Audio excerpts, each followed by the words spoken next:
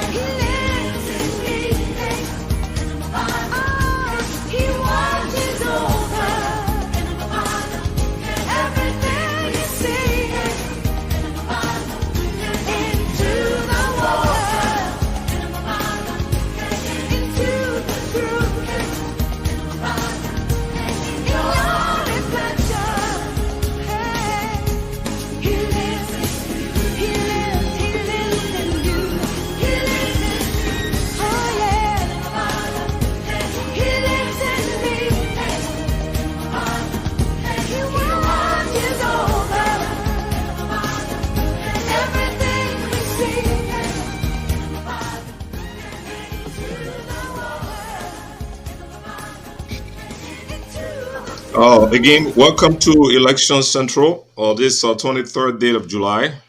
I'd like to bring on my co-host, Alphonso Nyenuh. In a short while, we're going to be welcoming Cllr James Verdier.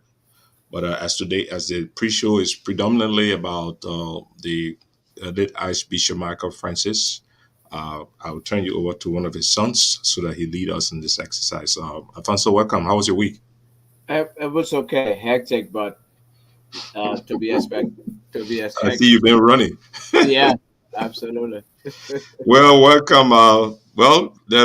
Take it as you like, man. Tell us about Michael Francis. I know I have a tribute that was done by Robert Monsieur Bade.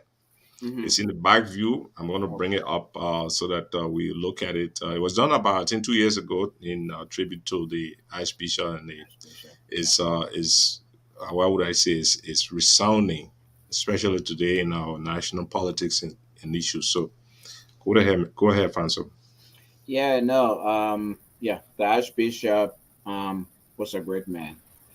He's missed, definitely. For those of us who knew him and worked with him and saw him in action, and looking at our national situation today, I really wish he was around. Because we do need that voice, that moral voice, in our body politic today. So, but Michael Francis was a great man when he had that stroke and went silent. I think a lot of advocacy in Liberia also went silent and died, and that's unfortunate. I worked with him when he founded the Catholic Justice and Peace Commission, and I'll begin there. So it's one extremely critical contribution that he's made to the democratization, to human rights, freedom, and justice in Liberia. When in 1990, in the heat of the Civil War, in the midst of all of the abuses that were taking place, being perpetrated by the various warring factions in the country, he saw the need. He saw the need to institutionalize the fight for human rights.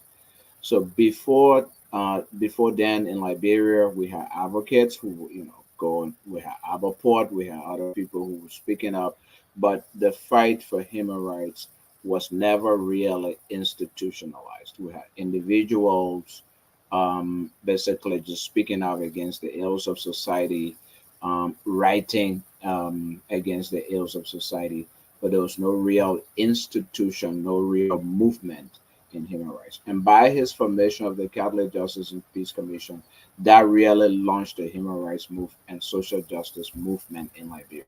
He later on saw, other organizations creeping up and taking after what he created in the Justice and Peace Commission. So I think that's one of the remarkable legacies that he's left us, one of the remarkable contributions that he made to Liberia. And of course, he was very vocal behind the pulpit. He was very practical to him, and he was really trained. He was a really trained, educated priest because he took after the teachings, the actual teachings of Jesus Christ.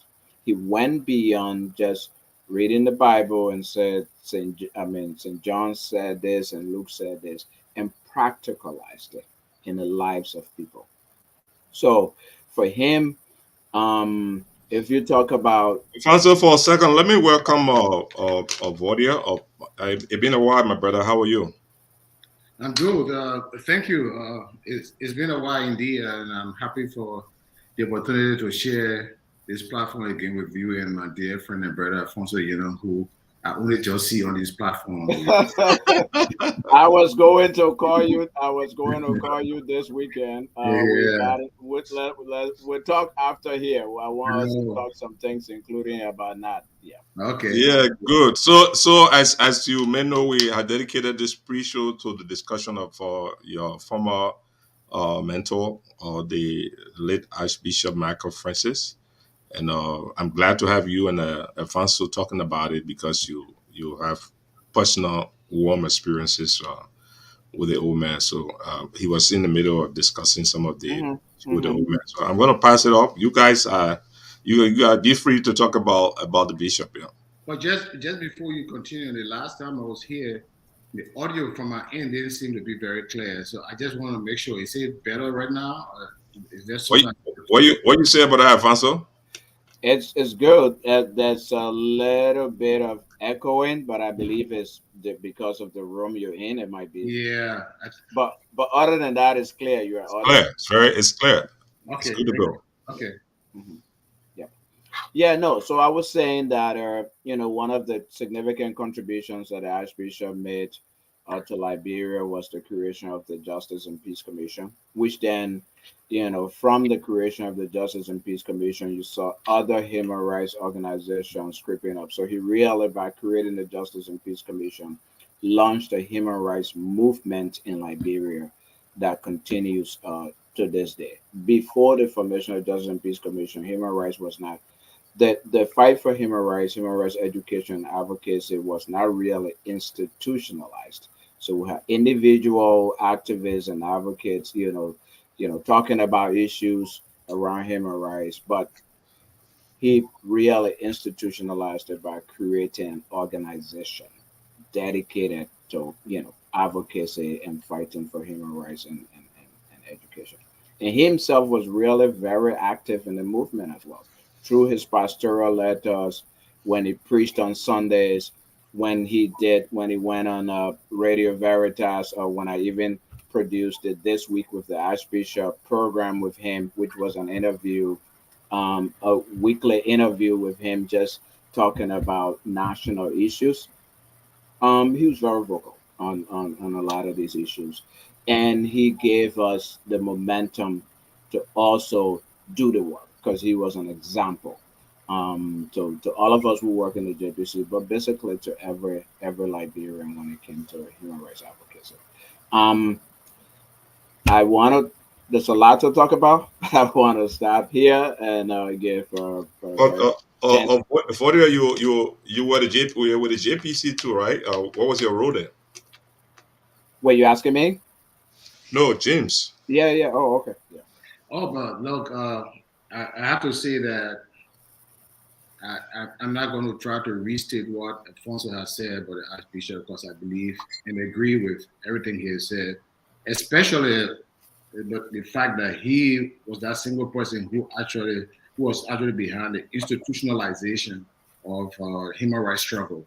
Before, issue of human rights, like Alfonso, has been individualized, but with the establishment of the Cllr Justice and Peace Commission, it became an institutional process, and that seemed to have spread and made a lot of difference in Liberia.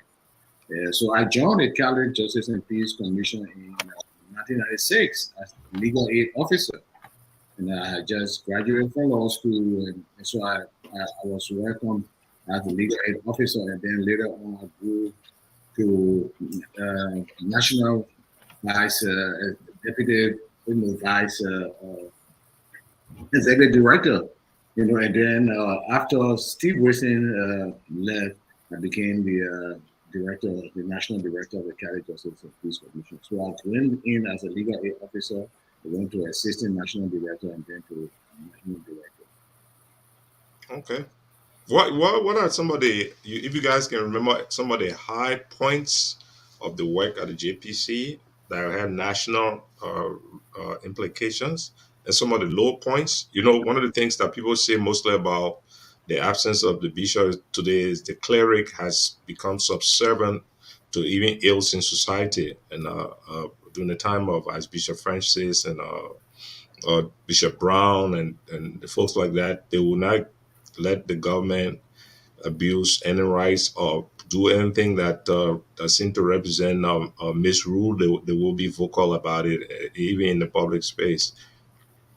What are some of the high points? What are some of the things you can remember, particularly even confrontational that had to do with the JPC, specifically Bishop Francis and government? I think one of the easiest thing that happened, and which was good for JPC at the time, was the quality of people that were recruited, to join the institution. First, the Archbishop went out and recruited, Kofi Rose, who himself had been active in student politics, in national student movement, and all of that. And then Kofi, in turn, also kind of eyed specific designated individuals who he thought could live up to the task. So, fortunately for us, the assembly of these kind of talents and individuals who were courageous, had long rooted history in student politics, from different sections of our country coming together, made it easier for us to stand up at the time to the government. So at the time the JPC was organized, we were just coming from a long civil war, and there was a lot of fear in how power could be abused, and who was at the helm of power, and how they were unacceptable and unwilling to accept critical views at the time in the community. So a lot of things were a lot of fear, instability, and concern of security surrounding the work that we did at the Cllr Justice and Peace Commission. But the single support in the Archbishop's stance and his commitment to make sure that people's rights are protected in that country was that unifying element that actually got us together, how so closely needed. And we were willing at the time to risk everything just to be able to speak out. And what happened is that truth became our defense. Whatever the solution was, is that we will conduct an investigation, and if those investigations pointed out to the truth, based on our investigation and our conviction that what we investigated and the information we've gathered were true, we didn't hesitate to publish it, and that's something that Archbishop held us to. It has to be the truth. conduct your investigation and let me know what it is. It's because if anybody's going to support you, I have to support you. And most of the time, that was our strength because the Archbishop stood behind his team. He stood, went up to the president, went up to cabinet minister, and said, "I believe in what they said and what they said and what they did." So I think the truth, in terms of investigation and revealing the story in terms of abuses, was the hallmark of our work that we did because the work we produced, and Alphonso conducted a lot of interviews, and he was very good at documentation. So the work that we produced had high element of credibility, evidence that was very difficult to dispute, and that seemed to have been our defense at the time. So the JPC were locally staffed or altogether? No, not major foreign involvement in the operations? No, entirely local. Wow. Yeah. When the JPC was started, sorry, JV. When the JPC was started, JPC was actually started with one person. When the Archbishop tapped Kofi Woods to start the Justice and Peace Commission, and then Kofi, as JV said, recruited some of us. I personally actually went to the JPC through the Steve Wesley and myself went to the JPC through the youth office. So we had this outdiocesan youth convention that brought together young people from across the archdiocese in the midst of war. The idea was young people needed to be given an alternative to war, to joining the war in factions and fighting.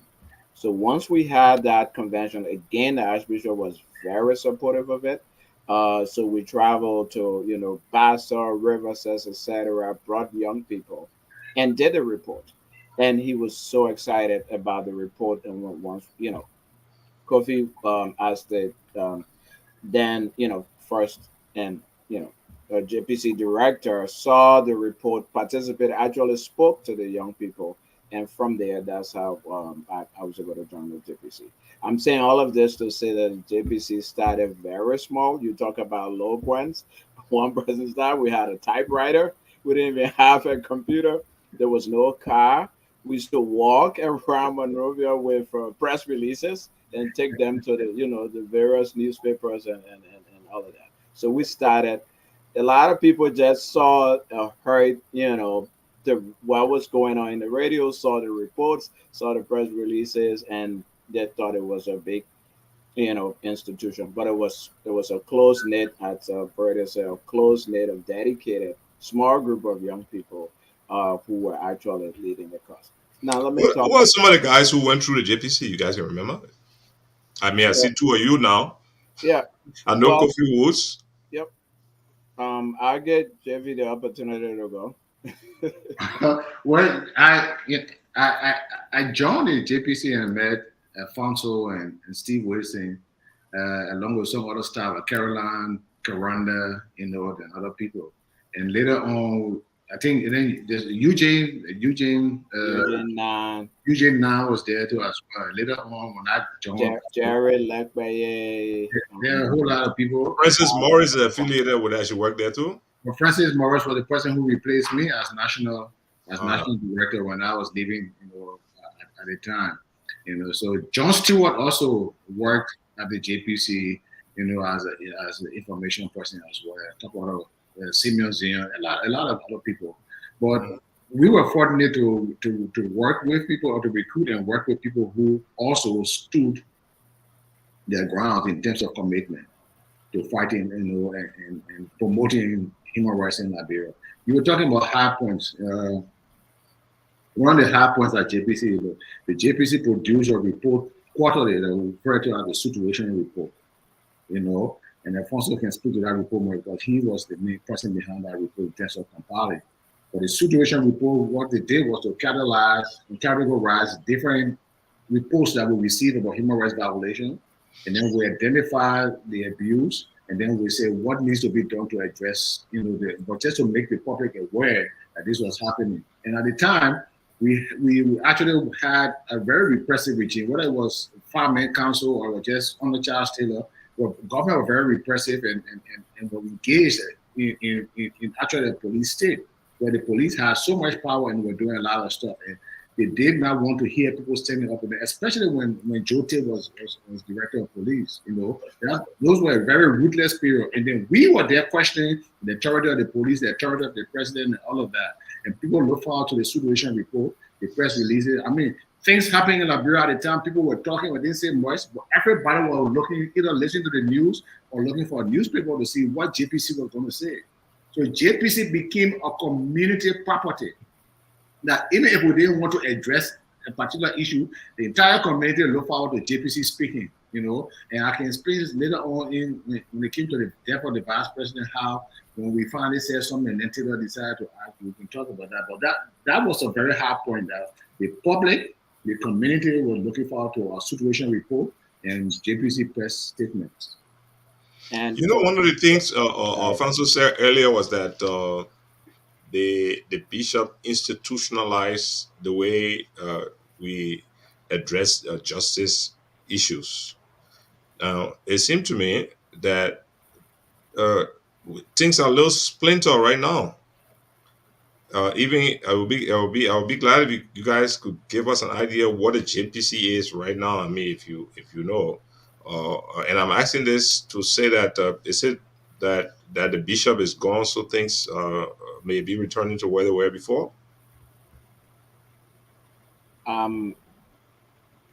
Okay, I'll take that. You got what I said, right? Yes, I heard what you said. Yeah. So yes, the JPC, I can't say exactly what they're doing now and where they are because I haven't been in touch lately. But I do know that it still exists. Well, are they still vocal as we were in the past? Maybe not. But also we have to take into consideration that the different circumstances and different situations as obtained before and that obtained now. When we worked there, the country was in a civil war, and as Radio said, we also had police state, even under the council of council of state and President Taylor as a lone president. So the conditions at the time were different, and so we were compelled to respond on an almost daily basis or to do things on an almost daily basis. Also, it was the formational period of the Justice and Peace Commission. So we were doing a lot more. We were traveling, we were going to communities, setting up justice and peace committees in the different, communities, and even outside, Montserrat and what have you. So there was a lot more work that was required at the time. And I'm not sure that is the same situation that exists today. And real quickly, let me talk about some highlights. The Justice and Peace played a leading role in the investigation of the Kpalaka massacre. And when basically a lot of people were saying it's ECOMOG or it's the AFL, again, our top-notch investigative team established right from the onset that the Kpalaka massacre was carried on by the MPFL. Woods and I appeared before the Waco Commission and actually testified and gave them evidence about it. Well, they came up with a different report, and we were vindicated later on. That was a high point. Another high point, I would say, maybe I shouldn't refer to it as high point because people got killed, but the Cllr massacre. When the Cllr massacre took place, as you may know, there was throughout the Liberia peace process, there was no mention of human rights in any of the peace accords that were being signed. Of course, the peace accords were being dictated by the warring faction. The warring faction, they don't want to be held accountable. Exactly. And ECOWAS was willing to go along and appease them. The UN was willing to go along and appease them as a way of hoping that by appeasing them, giving them whatever they wanted, that they would stop the war. Of course, that didn't happen. But I believe it was the Accra Peace Agreement. I believe it was the Accra Peace Agreement that mentioned for the first time in all of the peace agreements human rights. That anybody who committed human rights abuses will be held accountable. Right after that peace agreement was signed, the Cllr massacre happened. So we have an organization that's been advocating for accountability, hold people accountable for human rights, saw that as an opportunity to go and investigate and put the facts out there, to say, hey, this happened. Now let's begin to hold people accountable. So I would say that was one high point, sort of, in terms of an event that we were able to use to again highlight the need for accountability, for people to be held accountable for war crimes. And I want to believe that the work that was done around there kind of elevated the campaign and the fight for accountability, and led to the decisions later on that I'm hoping culminated into the TRC and other such, the Human Rights Commission, etc. Yeah, so those were sort of low points in terms of people being hurt, but high points in terms of elevating the fight for human rights in For you? Well, if we talk about high points, sometimes we have to talk about low points too. And most of the time, the low points were incidents where we have to get arrested, got to be summoned to the police station. You guys got arrested sometimes? Well, a lot of times. A lot of times. A lot of times have to be detained for some time, and those instances, even sometimes even some of your family members will question whether or not you're actually doing the right thing because you put yourself at risk, and all of that. So at those points, they were trying times, and you will take a step back to rethink whether or not you needed to, especially on a guy like Joe Tate, who some people believe was a very good guy. I don't deny that, but as a police director, he was ruthless. He didn't care what kind of law he was violating. His closeness and proximity to Charles Taylor gave him a lot of power, so he abused a lot of people's rights. So those were some of the low points, that we had to go through. One of the high points also, we're faced with a situation in the country where journalists were harassed and censored, and at the end of the day, JPC ended up signing a memorandum of understanding with the Press Union of Liberia. And so but we started first with the Inquirer newspaper, and then it grew up to the Press Union of Liberia. That alone, that single MOU that JPC had with the Press Union of Liberia kind of gave a momentum to journalists to actually report on human rights abuses without having any fear, because we were providing free legal service to any journalist like that who got caught up, who had problems with the law, especially when it came to reporting, So it kind of provided a boost for the Press Union of Liberia, and I think for many years, that proved to be very, very important to the fight for human rights, especially reporting, It's 3:00. And that significantly strengthened the fight against injustices and the rule of law and human rights. Absolutely, absolutely. So in addition, and as Verdier said, that memorandum of understanding was really a really remarkable document. And based upon that, as he correctly said, journalists felt free. They have protection. We will rush to their aid. We'll provide them lawyers. If a journalist was, I remember a situation where the Inquirer newspaper reported that police had simply just gone to somebody's house, taking him out of there and killed him. But they reported that, he was engaged in armed robbery and there was a shooter and all of that. And the Inquirer reported that, no, that's not true. We did investigation. Again, they felt bold to do the investigation and report because we had that protection. Philip Wisse was arrested and taken to the police station. And I went there along with Councillor Gonglo, right away to the police station where he was being held to advocate for him. Councillor Gonglo was one of the legal aid lawyers, by the way. So we have Gonglo, we have Francis Kokfor, we had, JV headed the legal aid department for a while, so he would know a lot of those, lawyers on it.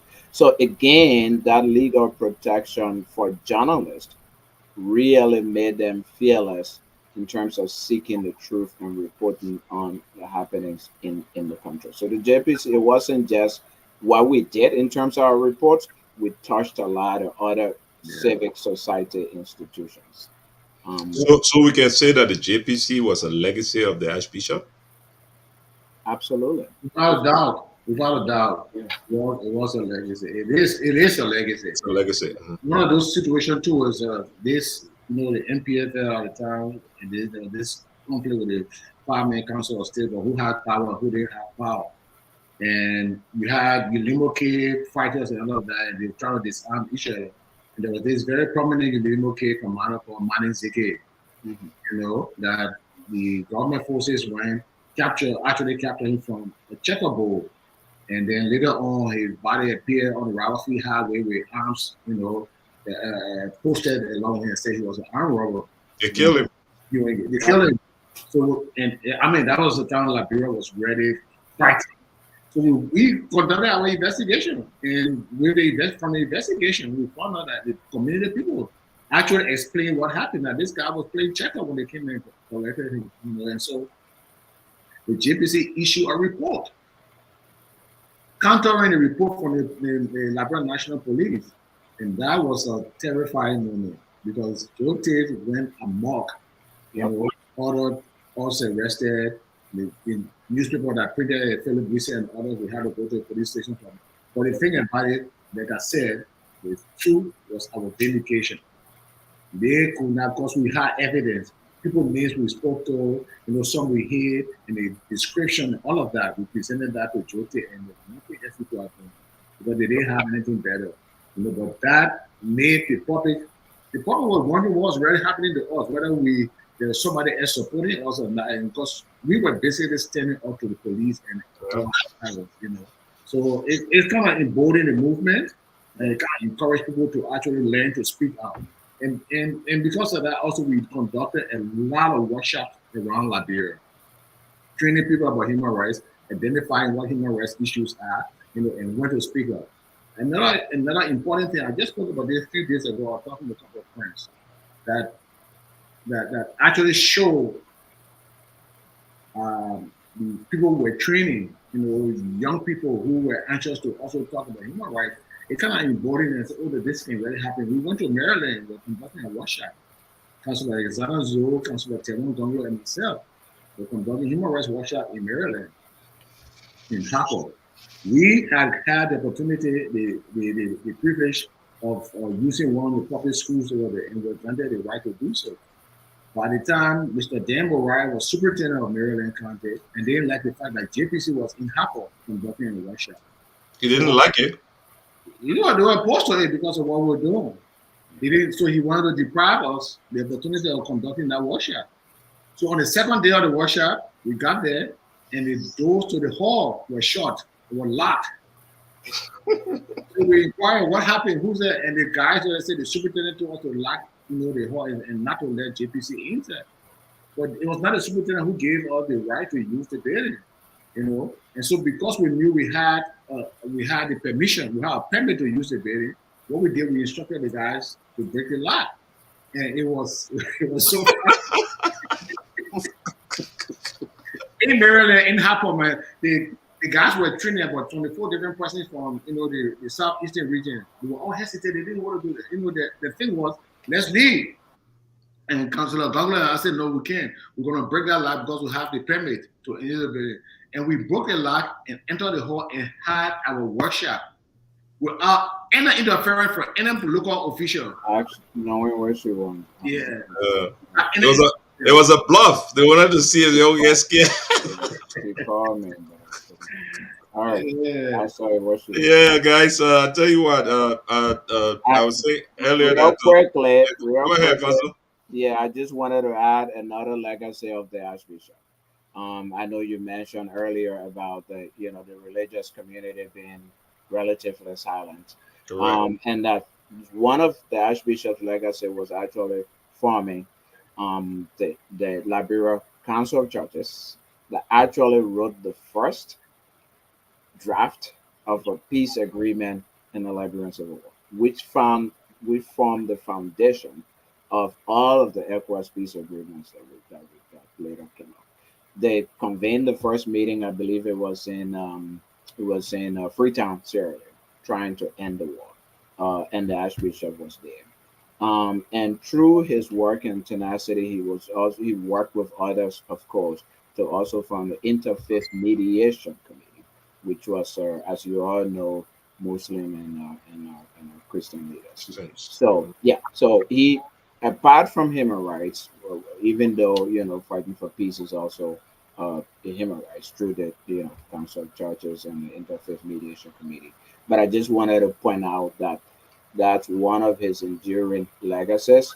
He made the religious community engaged in the daily lives of people instead of just preaching where Jesus said, actually do what Jesus did and Jesus will want his followers to do. He actually did those things. He fought for peace. He fought for justice. He helped work very hard to provide education. He worked very hard to provide food for people. I mean, that's basically that's what the Bible, that's what religion is, right? That's what Jesus asks of us to do. So he was a trailblazer when it came to social justice and respect for human rights. Whether it's providing people the basics that they need to live or advocating for them, the Archbishop was really an icon, and he's missed very, very dearly. There are a lot of people, you guys included, who personally had a life's experience with the bishop, and all the things that most other people, especially in the urban area, have a sense of what Bishop Francis was to Liberia generally. But I don't get a sense that there is a formal way where people like Bishop Francis is memorialized. That people can, in the United States, for example, where we are, people make reference to national leaders and the impact they've had on society based on what they did many years ago, going back to 200 years. I don't get a sense that the typical the young Liberian today in Monrovia, they're all big in politics everywhere around the corner. If you ask one of them directly, so do you know Archbishop Francis? It would be difficult for that guy to really say who Archbishop. Maybe he probably would say something about Bacchus Matthews, maybe Findlay.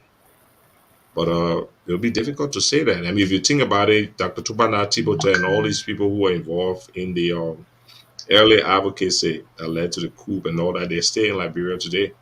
You would think that even if they are not involved in government, they will be participating in speaking engagements, trying to give people a context of where we are today and where we came from, so that people can learn something. It's the same, that's kind of emptiness that is there that forgets people like Bishop Francis. If you understand where I'm going, is there a way that you think conscientious people can reenact that kind of a way of thinking, so that people can remember people like Michael Francis, George Brown, Mother Dukley, and those people who were very vocal against things that were going wrong, in spite of the risk to their lives? That's a critical observation, Sarah. And I do agree with you. As a country, as a people, we need to memorialize people so that their lives and their legacy serve as inspiration to younger people coming up. Whether it's through the writing of the history, uh, uh, establishing something specifically in the museum library where people can go and read.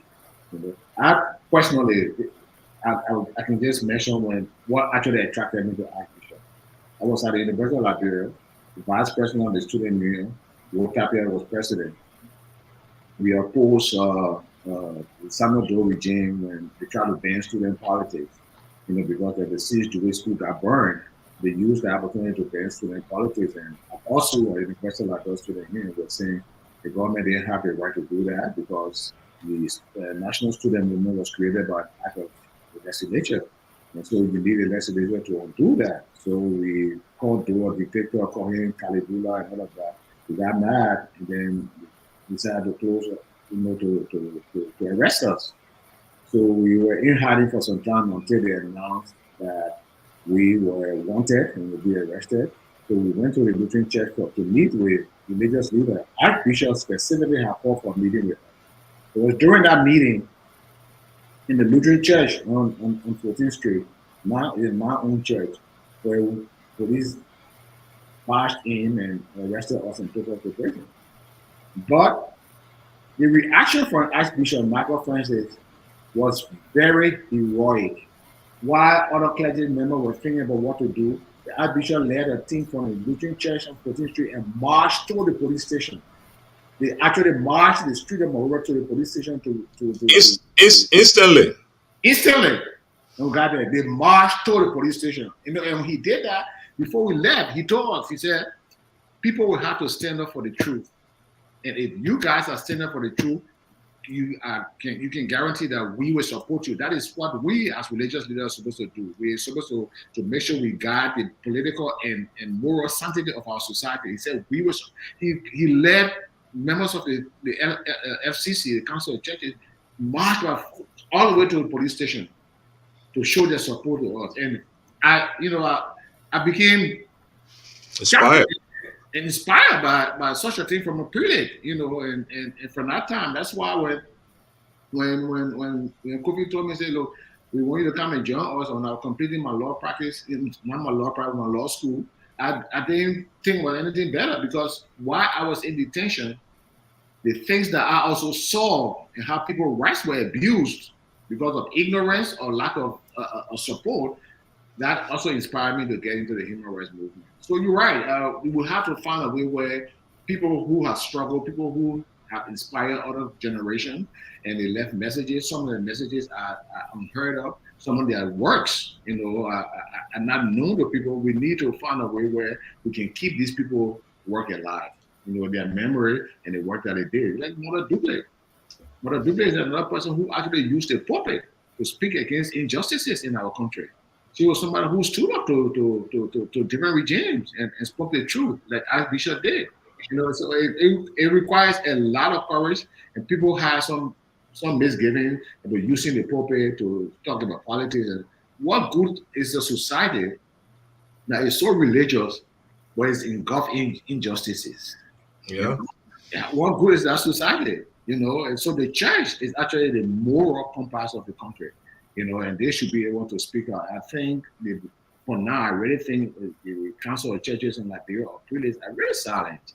And the thing about it is that all of our leaders, whether religious or Christian or what have you, come from the community. They come from the church. Yeah. From churches. If you can help to contain them, if you can help to direct their thoughts and their actions, then that's a failure of the church. Yes, they're rather pampering to them and giving them awards. Yeah. Even people who are committing crimes, or at least suspected of committing crimes. Yeah. But guys, look, Alphonso, you go ahead. I wanted to put up this. Yeah, absolutely. This is taken from. Yeah. You know something about the. This is taken from a piece that was done by Robert. You know the guy, right, James? Yeah, I do know Father. Yeah, I think at one time was deputy minister under Louis Brown on Madam Sharif. Information, yeah. We're a good writer. He wrote this. I pulled it up from a website. I think it's 2021, and I just took one of the paragraphs from there. That paragraph is titled "Archbishop Michael Francis, How We Wish You Were Here." And he took that I took that caption from the middle. He said, "You were a revolutionary extraordinaire, a prelate of moral ethos and conscience, and a fearless bulwark of social justice, who defied all odds in your daring and selfless advocacy for social justice, equality, and good governance. Even in death, you unquestionably remain the succum bona, which is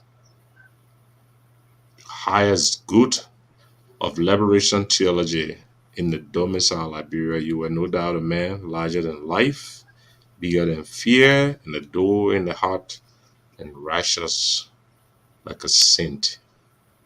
How we wish you were here." That's profound, but that basically captures who Michael Francis was. Fearless, especially as Verdier repeatedly said, in pursuit of the truth and in pursuit of justice and respect for human dignity. No human being was lesser. He felt and he believed very strongly that every human being was a child of God who, and really the way he defined human rights was very, very simple.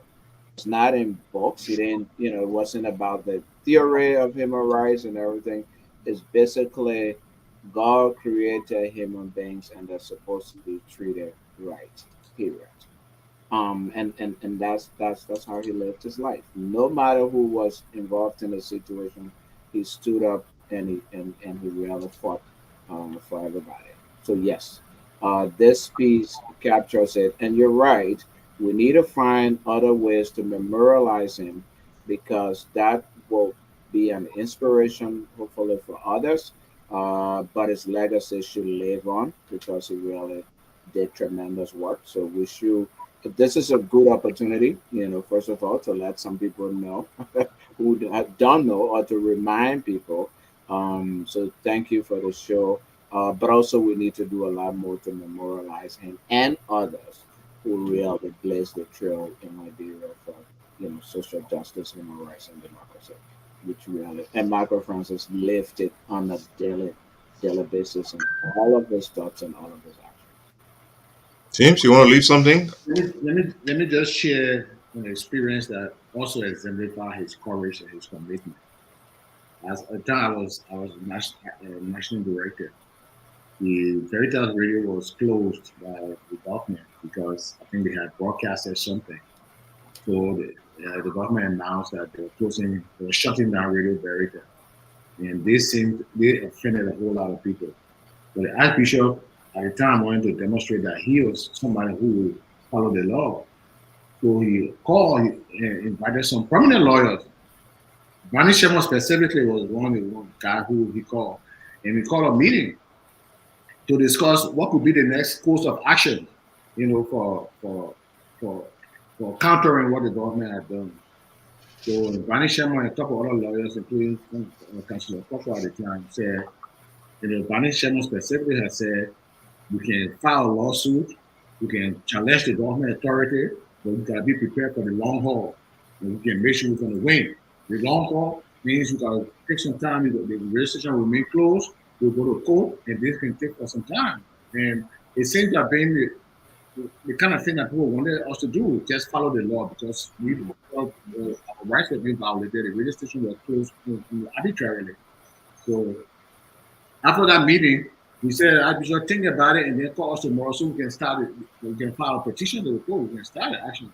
After that meeting, the Archbishop called me and he said, what do you think? And it was in those moments that I saw that the man was actually a leader. You know what I said to him? I said, Your Grace, you know that I am a lawyer as well as a human rights advocate. But I'll say this thing to you. If we file an action against the government right now, we actually countenancing the government's ability and position to keep this registration closed. They will just drag it, a slow walk, everything. The registration closed. So we'll go through the court proceeding and that thing can drag from 2 to 3 years. The registration will remain closed. As a human rights advocate, I think we resisted and we're on a campaign right now to denounce the government and then we want different campaign. He said, how possible you think, how you think that's going to work? And then I outlined some strategy along with other people. The Archbishop came by the next day and said, we're not fighting no action, we resist it. We'll fight. So I sat down for long, I said, oh damn. So the guy. So Pastor on fire. He said, we'll do it. We're not going to go to court because this government is arbitrary. We're not going to court. They're going to keep us there for long. And then there's another thing that happened. He, the very night, actually compiled his pastoral. He spoke about issues through his pastoral letters and all of that. He was going to publish it, but he also asked me to do a press release. So in the afternoon or the next day, he called me to his office and said, this is the pastoral I want to release. What do you think about it? So I read it. Of course, it was good. Well, using the religious languages and all that, he was careful. But he asked me, what's the press release that you were supposed to work on? And I'm giving the draft of the press release. When he read that press release for me, he said, I don't want my pastoral draft, let's use yours. You gave a copy of React? And Yeah, so, I mean, the profound respect I got from the Archbishop for doing that. He was willing to come down, and I said, I'm the person who knows why you do it the way I want to do it. You're practical. You wanted to get stuff done. That was the kind of inspiration that he provided to us. Yeah. I remember a situation when Joe Ted, you mentioned Joe Ted earlier, sent police people to the Secretariat to arrest Bishop Diggs. So, he did.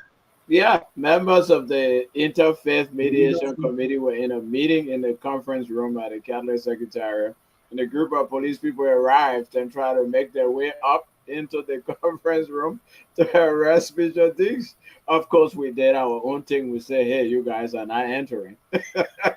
And you're not taking the old man from here. They had, they would come Friday evening, Friday afternoon, and come pick you up, and then so you can stay in jail. So you can stay in jail the Monday. So, and again, the Archbishop sprung in action. Once we resisted the arrest of Bishop Diggs at that time, he came down with Bishop Diggs and the other members of the religious community, formed a convoy, and drove to the court. Drove Bishop Diggs to the court because they said they had a warrant for his arrest from the court, whatever. So the whole convoy, Archbishop led a convoy. We got media to join, went to the court and said, okay, here's Bishop Diggs.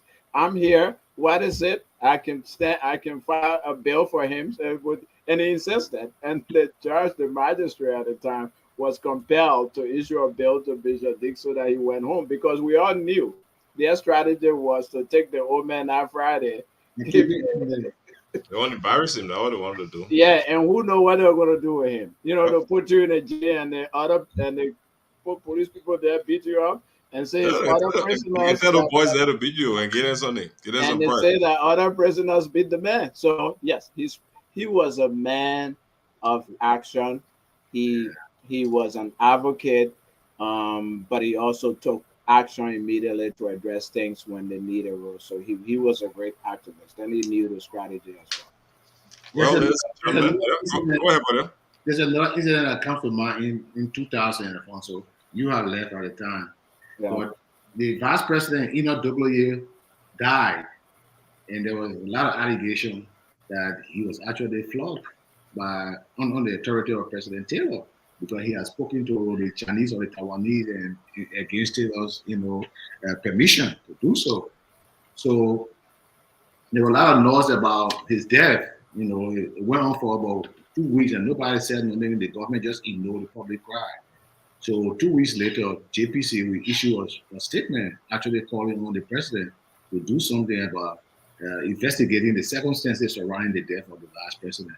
And once JPC issued that statement, the next day, President Taylor organized a commission to investigate the death of the vice president. He already knew what was up. He did. And then what he did tactically was to name me, the JPC director, as a member of the commission. So he wrote a letter, informing me that I'm a member of the commission and blah, blah. And of course, I didn't want to go. When I read the letter, I saw in the letter that the President Taylor had actually stated that President Taylor, was granting the commission a subpoena power, meaning that the commission had a right to subpoena anybody to come and testify. And I said, and so I responded with a reply to the president, thanking him for selecting me, for saying I refuse to serve because he is attempting to give authority that he does not have. And I said, the president does not have authority to grant subpoena power. It's the legislature that grants subpoena power. One of these things said, I'm sorry, I decline, I'm not going to serve. That letter went to the marshal by around 12 o'clock. Like 2:30 p.m., the whole national secretary was arrived at the kid to arrest me. Oh, for writing the president? So it was tough. And then what I did, I was also frightened because I knew what they were planning to do. At the time, there was a rare good flocking that was awaiting me. So they could do anything. I called the Archbishop to let him know what was happening. The Archbishop was actually on his way from Birmingham. He told me on the radio, he said, just make sure you stay in there. Don't go anywhere until I get there. That's what he said. Don't go anywhere until I get there. So we waited. We heard the police because we had the iron gates, doors, and other kind of thing. So nobody was leaving the building, nobody was entering until the Archbishop arrived. Then the police let him in. When he came, he told me, he asked me what happened. I explained. He told me, he said, let's go, we'll use your car. We'll ride your car to go to the mansion. So he drove me to the mansion. And as soon as we were ushered into the president's office, the President Taylor saw me, he just kind of went back. I said, but Archbishop, I didn't send for you. He said, but this man worked for me and he worked with me. So and Taylor went on his he wanted the words and said this context for the presidency, the question of the president have been answered, and we think with JPC we have another republic and all of that. But the Archbishop presence just diffused the tension, in the plans that they have. They have. I was mad. He probably one of those guys to really do bad to you. So that was a saving moment for me. I'm telling you. Man.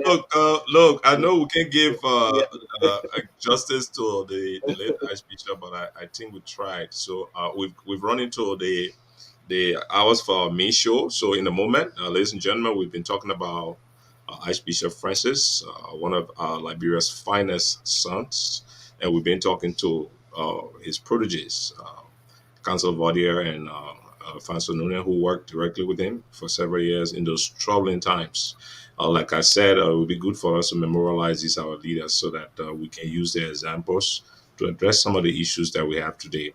So we'll take a short break and then we'll begin the main show dealing with the 20 contestants that have been formally approved to participate in the October election. We'll leave you with a song. Earlier done by Pink Floyd, but redone by Alpha Blondie. We're dedicated to our late bishop. It's called How I Wish You Were Here. Oscar CC. Yes, sir. Oscar TFC. Yeah.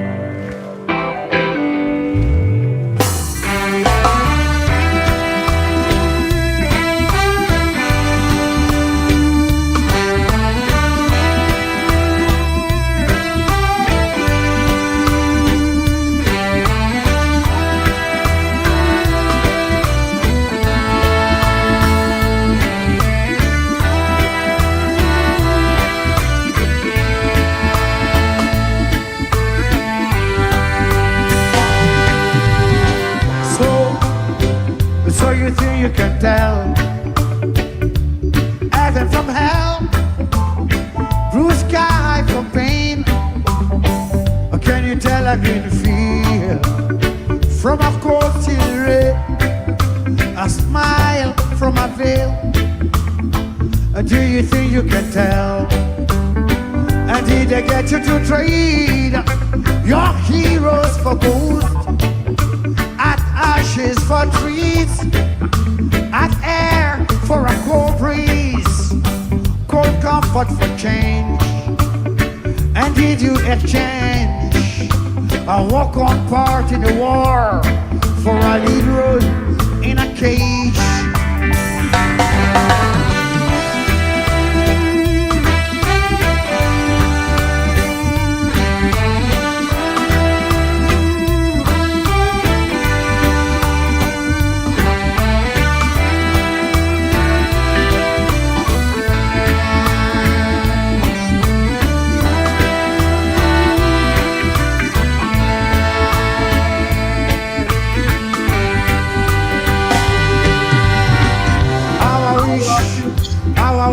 Here. We just two lost souls swimming in a big pond, year after year, running over the same old ground. What we found, the same old fields. Oh, I wish you were here.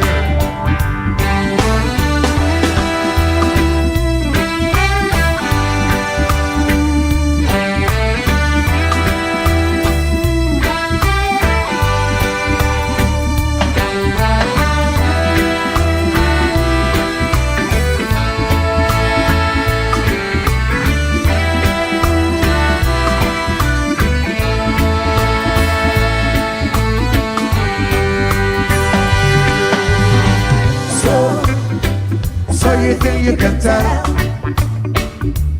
Heaven from hell, blue sky from pain. Can you tell a green field from a coastal rain? A smile from a veil. Do you think you can tell?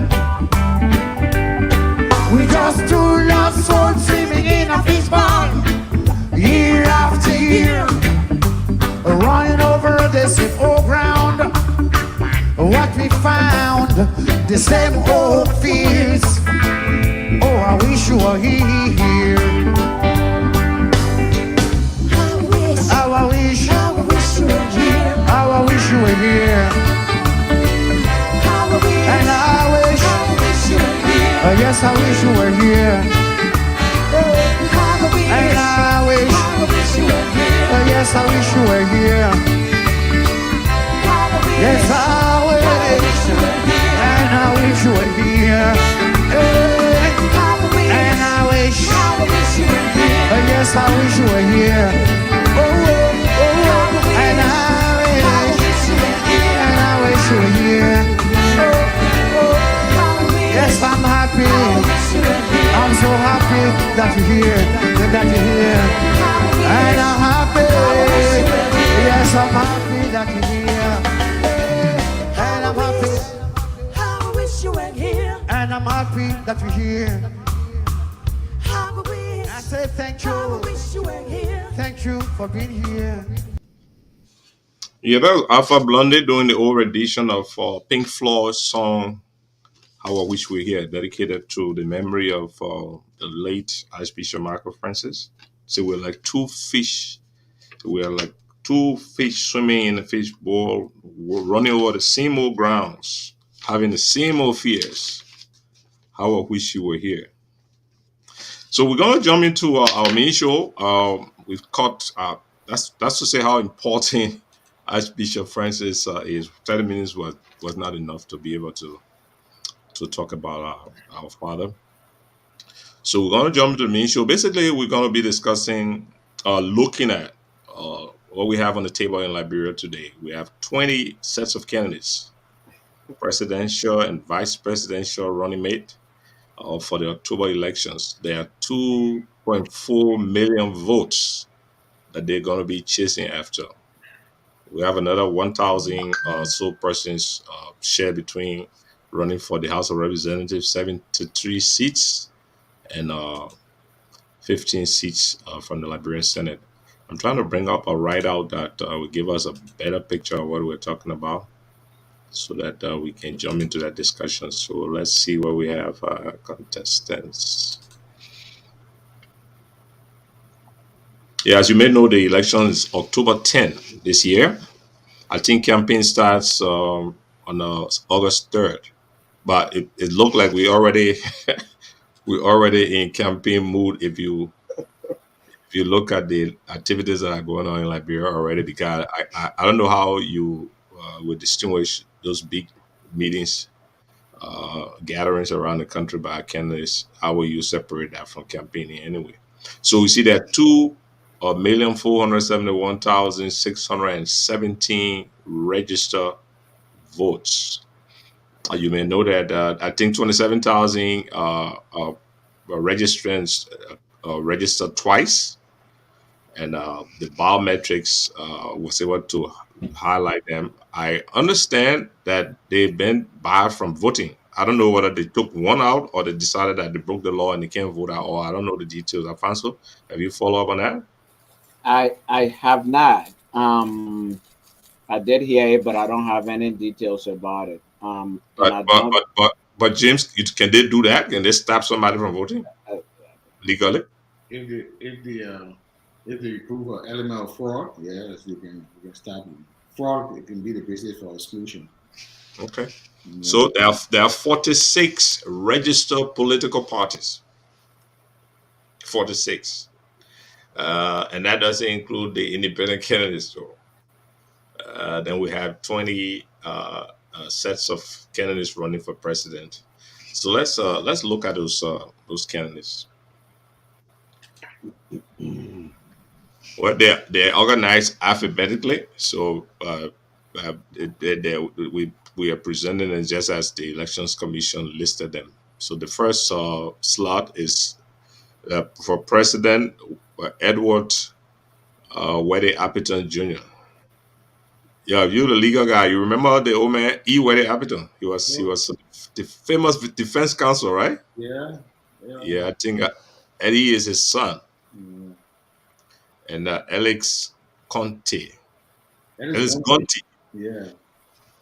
Now, here's the deal, though. I mean, people have this discussion for other reasons. You know that we've been in this back and forth about dual citizen, not dual citizen. In spite of the constitution and laws on the books already, the legislature passed some kind of law the other day where they, to the effect, uh, accepted dual citizenship, but with some exclusion. Strangely, Eddie Appiton and Gonti are residents of the United States. I don't know whether they carry U.S. passports, but if we got a law on the book that say you got to be resident in Liberia for 10 years, this is it. And I'm not saying it's to disqualify anybody, but just to reiterate what we commonly do in Liberia, that we make laws that we do not intend to enforce. In many instances, you are the JPC and also former head of the Liberian Anti-Corruption Commission. You could speak to that even more. But look, the first thing I would say is the multiple candidates in our election process can have a downside and have an upside. But I think the first thing it expresses and the first thing it portrays is that Liberians have the opportunity to exercise their constitutional right to declare themselves for elected position, including that of the president. Which is a good thing. It's a good thing, there are little restriction, on who can declare themselves for president, because there's this argument that for political offices, for elected positions, you allow the electorates, allow the voters to decide who they want instead of, people in the legislature or other people deciding who the people should vote for. The people are supposed to be able to vote for who they want. So let's make it affordable for people to contest and leave that decision with the people. And that's a good thing. The downside to it is that with the fluctuation, of people into the race, you deprive the very citizen, the electors, of the quality of decision making that they're supposed to be able to make. Because the floodgate is so big and so wide, you have all of these candidates. So lesser people can elect the president. Lesser people give the electors the opportunity to actually scrutinize who they are, and then be able to make a decision. In this case, with 20 contestants, what opportunity do you give people to actually scrutinize these people? Who they are, where they're coming from. The next thing about it is that we have laws, but it's shameful and it's disgraceful and it's unfortunate that the Election Commission has not demonstrated at no time that it is capacitated and willing and committed to actually enforcing the election laws. Because if you do that, you're not going to have all of these candidates. Yeah. They don't do that to a large extent. They don't investigate. People have double registration. People present their petition to the Election Commission with other people who are already members of other political parties. Who have signed it, who have endorsed it, yeah. And they allow these people to do it. So these are some of the reasons why you have all of this. So it's a disservice to the Liberian people, because they deprive the opportunity of actually scrutinizing and being critical of candidates who are coming up. So one thing you highlight about the Elections Commission and the laws, there is a provision in the election laws that require political parties or independent candidates to be deregistered if they do not obtain a minimum of 2% of the votes cast in an election. Yeah. If you look at the last election, we probably have had this discussion before. I think only 6 candidates reached that threshold up to Bernard Ure. Bernard Ure had 1.6. So technically his ALP party, along with the rest of the other 15 or so, because there were about 19 in the last election, those parties should have been deregistered. I think the spirit of that law is to be able to create more cohesive political organizations rather than splinter who come and they don't have people, they don't have any numbers on their side. Yeah. And if they do that, they have the numbers, then they can try to re-register. But And bring the numbers. has not decommissioned anybody since that election. I don't know what happened. I remember before there was a time where one election commission actually did that to unregister, a couple of political. I think I remember that. Yeah. I remember that. And there was no fuss about it. People just regroup or went and tried to meet up with the requirement to come up with a budget.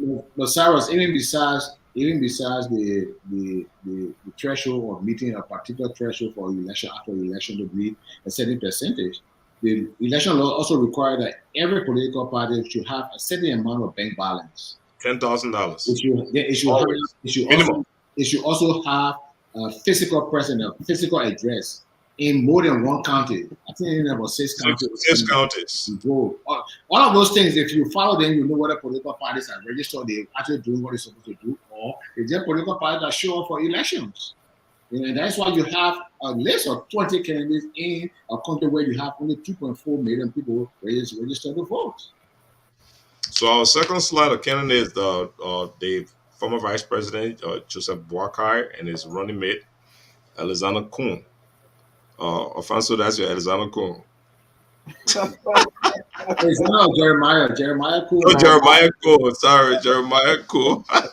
we had a long discussion in the last section, but I don't want to go back there because Alphonso would say, "Well, we are rehashing at the disadvantage of the candidates." No. You can go there. I will leave it close. But I thought you wanted us, or you just wanted to have I thought you wanted us to make some comment on the individual candidates. Of course, we can do that. That's the point. Because for Iwede Aberton, who I know very well, as well as Ellis Ogonti, I didn't think that he has such an aspiration. But again, that young people aspirations should not be curtailed, should not be limited. Play basketball. I know Ellis Ogonti went to Warheadstone and play basketball. Well, I can say that from this distance, that Aberton and Ellis Ogonti had not been resident in Liberia for 10 years. I can say that. So, I don't know what measurement we use to determine that, but they have been basically in Canada and in the United States for some time. And if they've been back to Liberia, I think it might be over the last 2 or 3 years, but not definitely for 10 years. Yeah. I mean, I don't know their chances of winning. Maybe they are trying to put a name in the political landscape. Well, but more than the chances right now, we just look at how are we making the law effective? How are we using the law to make sure that we provide some support to Liberian people so that you don't pile the playing field? Those laws are sort of being used to streamline people. If you implement those laws effectively, you're not going to have the level of applicants that we currently have. Okay, what can we say to Omejo Boakai? There was a controversy that arose this week with a statement coming from Costa that read drumming that the vice president is sick and in need of a major heart surgery. I don't know how true that is, but just for matter of conversation, if that were to be true, what does that say? If that is true, it says that's a personal decision. For anybody who running for office. But now there's somebody who is aspiring to manage our responsibility with all its challenges. So he's aware of that. If at all is true, he said he presents himself for election. There's something that Liberian people need to scrutinize and see. If I'm sure if the health challenge, if there is a health challenge, he is still presenting himself for. Would it be fair to ask him to provide a medical report? So does the law require that? No, the law does not require that. I think that's personal, and that goes beyond. I don't think the kind of information that was shared even by Costa even had that kind of information. I don't believe some of the things that happened, but again, a man's personal health thing is something. If he was elected president, I think there can be a solution to actually understand his health situation, but not why he's contesting for president. But that means the damage will be done. He will be now at the largest of the people's resource. The Constitution of our laws have things to address the issue of ailing president. to cover it, so we can do that. That can be addressed. I don't think I as a contestant can be compelled to produce my health record before I get elected. No. Nobody has that authority to So, but in the face of a public pronouncement to the effect of what Costa said, just from having an earnest discussion with people and a question of electability or giving a choice to decide, you don't think there should have been a response to the claims, true or false? Well, it depends on which side of the fence you sit in. I think personally, I think I would have responded in some way. Maybe at the time the team, Vice President Barker team decided to just ignore those claims and not give any credit, credibility to what he said. Maybe they decided to be quiet. But I think in some way or form there should have been some response to what he said. Some of the things he said, because he also brought the Vice President, the former Vice President, credibility into question. They put into disrepute that he was offering amounting to foreign financiers, and foreign financiers themselves are outside the law. The election law does not allow you to go and collect money from. But then again, we don't know whether they were foreign people or not. But that's another thing too. How well does the Election Commission follow and audit the books of political parties in terms of campaign funding that they receive? They don't do that. There are clear laws about how much anybody in Liberia can receive from outside as compared to what he receives from inside. So people have the tendency to just go out, political parties and the political leaders go out of the country and amass a huge amount of money from different sources, whether from the Arabs, whether from the Europe, and just it infuse into our politics. So all of those things, I think, that actually sway vote and sway the trend of our political process. The Election Commission has that same authority to make sure that those things can be curtailed. Yeah, and there are long-term implications for that if they were to happen, because nobody gives you the money for nothing. Yeah, of course, of course. Yep, exactly.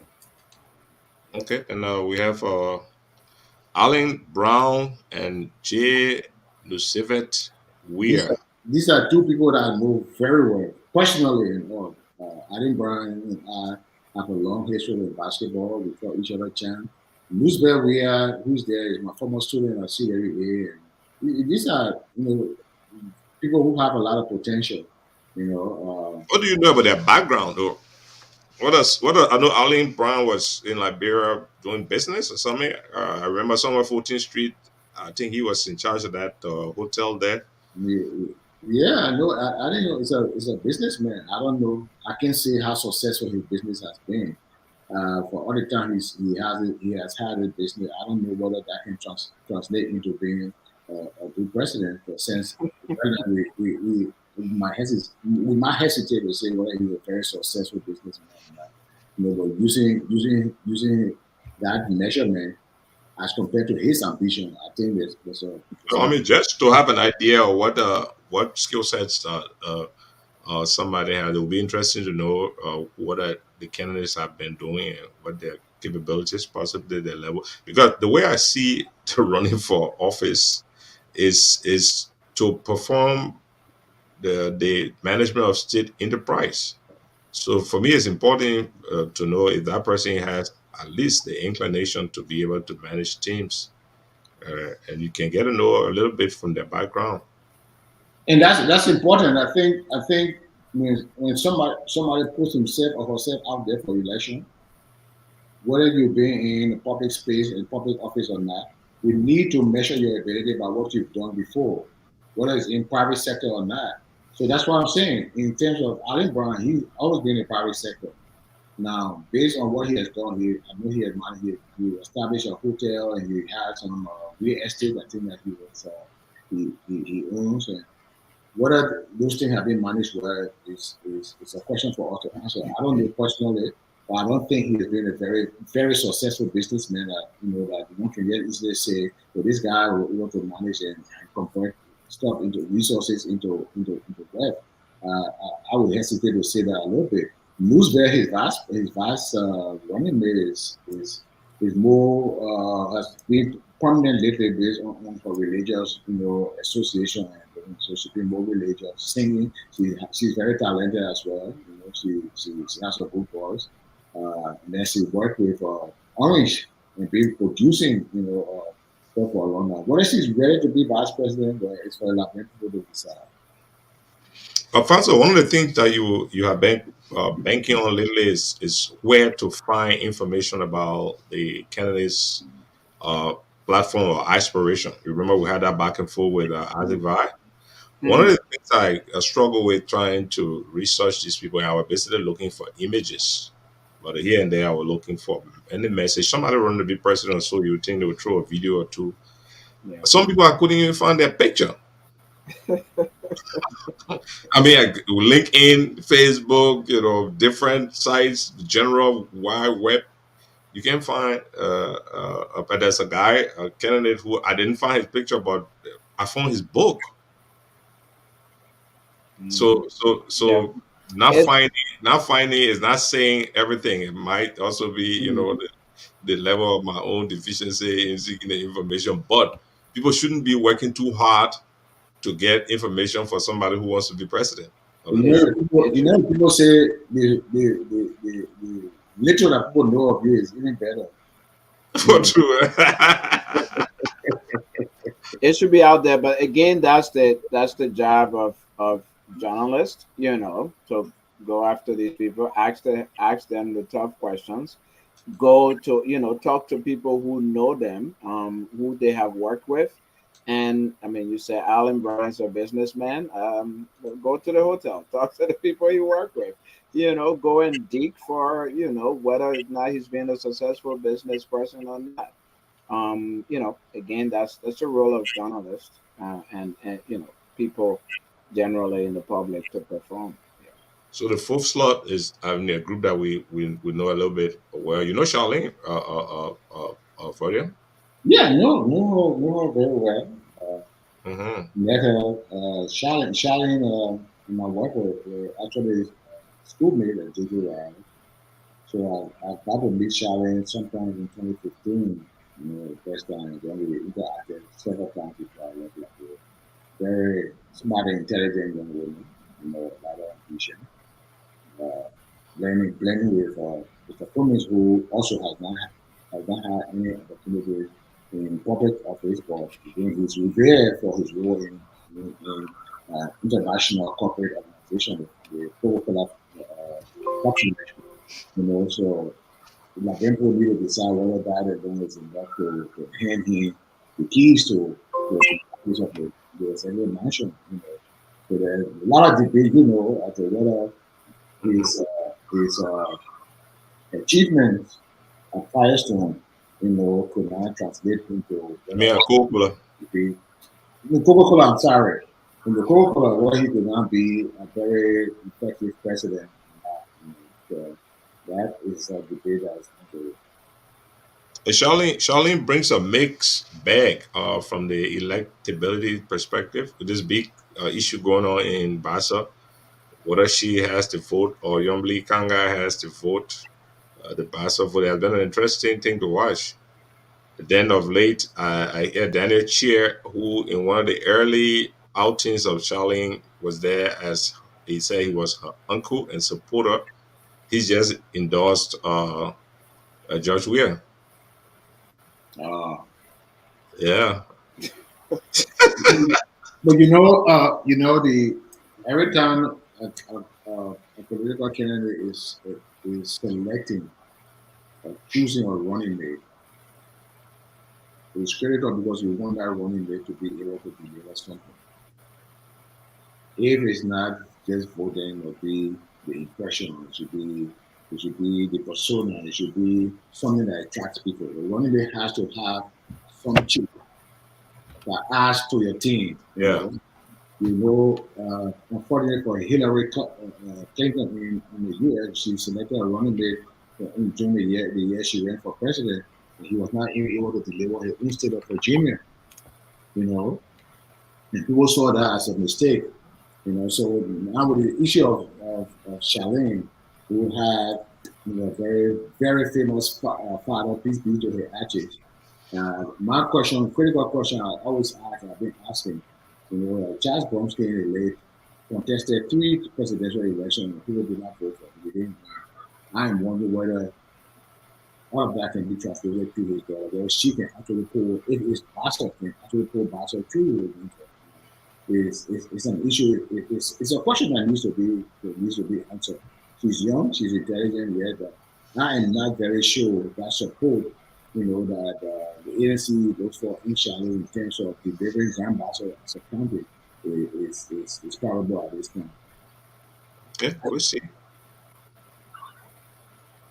So let's see who's the next guy. We have some people who are just professional presidential candidates. The professional, they got some people in the state who are professional students. Yeah, wow. Yeah, they got several college degrees because of the student loan have piled so heavily, and they can't quit college because 6 months after you're not in college anymore, you got to start paying. So once you graduate, you're enrolling again to another university. So our men are professional, but I'll say this about Senior Freeman. Senior has very good ideas, especially when it comes to economics. I listened to him too. Yeah, I've listened to him several times, and actually, I have bought some of his arguments. And he's able to articulate those views as well. He seems to be restricted just to the economy. But my thing is, after the election, Senior just goes quiet. You don't hear anything about him again until it's time for election again. And he resurfaces. That is the thing. He should be somebody who should be in the eyes and ears of Liberian people, speaking about these economic issues and how to address them, and offering opportunities to even support the government in addressing some of these issues. Rather than just go silent. That is the thing that I have with him. I think he should be further engaged after elections. Well, I agree too. I mean, and do you any of you guys know the guy James K. Barkley? I don't know him at all. He got a doctor to his name. I don't know doctor, whether it's medical or theological. But that's another thing. I mean, if you just select a candidate that you got 3 months to election, you select a candidate that hardly anybody knows. I don't know. He the one who paid the registration fee, right? Alphonso is not saying anything about these candidates, so I don't know whether he doesn't know them or he just. I don't know them. I do not know them. But Tewon Gonglo. I mean, here you go. As a JPC colleague, and Tewon, say what you may say. Tewon, in my experience and judgment with him, is a very, very upright, honest guy. Tewon is somebody I know personally very well, and then professionally. Tewon represented me while I was still in law school in a domestic case, and then Tewon is the person who presented me to the Supreme Court for my admission to the Supreme Court bar. So how that tells you the kind of relationship we have. He's been somebody of principles, he's been strong when it comes to human rights. That Tewon also was with me in Maryland, and in 2000, once we left Maryland in 2000, he went to Guinea and made a statement there. As soon as he got back home, I had just left the country then. Tewon was arrested and tortured by the Taylor administration in jail, where he actually almost died. So he's somebody who I have a whole lot of respect for. It's just that at this time, personally, I don't think he in that respect and his commitment to human rights and his maturity in the political process and his integrity will lead him to being elected. I don't think they're not going to move on at this point in time. He doesn't seem to have gathered the amount of attention, that he needs. But Tewon is a serious candidate, for president. Yes, yeah. I mean, considering the short time between his declaration and now, I mean, he is a new entity, more or less, for the presidency around the country. Yeah. He has a symbol he carries around. The ball. Yeah. And And Say, he's definitely somebody who can do something because Taiwan has he also, he has also proffered a lot of solutions to our legal problems. It's just that some of them are not being adapted. But all the time we work, and while he served as president of the Bar Association. Before he was president, I was vice president of the Bar Association. We worked. He led our legal aid team. Taiwan also always come to a discussion or discourse with some solution rather than just criticize it. He always come with some solution. So it's a question of substance. I mean, that his running mate will interest you to the extent that I don't know the guy, but I know when Taiwan presented this guy to the public, he said the guy's name was Emmanuel Ure. But when I took the list of those who have been qualified, the guy's name was Emmanuel Yakbaro. So I did him a favor to put Ure in the middle on this presentation, but officially it's not no Ure on the on the elections commission stuff. I really don't believe, for one who believe in one Liberia in spite of our history, I really frown on and detest that changing names for convenience to be I don't consider a countryman, Mhm. Congo man. I mean, just 2 weeks ago you are being introduced as Emmanuel Ure. If you really wanted Yakpa Road to sink, you're supposed to correct it right there. Say, guess what? Actually Emmanuel Yakpa Road. But on the official election paper, you get to get stated as Emmanuel Yakpa Road, apparently, so that people can think that you call me. I'm just insinuating. For me, I want to say that he might not have corrected Tiawan on the podium, but I think around that same time, I also learned that he was actually Manuel Ure Yakobo. So what it was is that he was raised by the Ures, and then so he had the Ure name, but also adopted his Yakobo name, which is you know is his parent name. yeah, you see, he had just had that one thing going. We wouldn't even be having this conversation. But apparently, at some point during these few days, they retrospect and said, "Look, we got to do this," and that's probably not on him alone. It's on the very psyche of our society.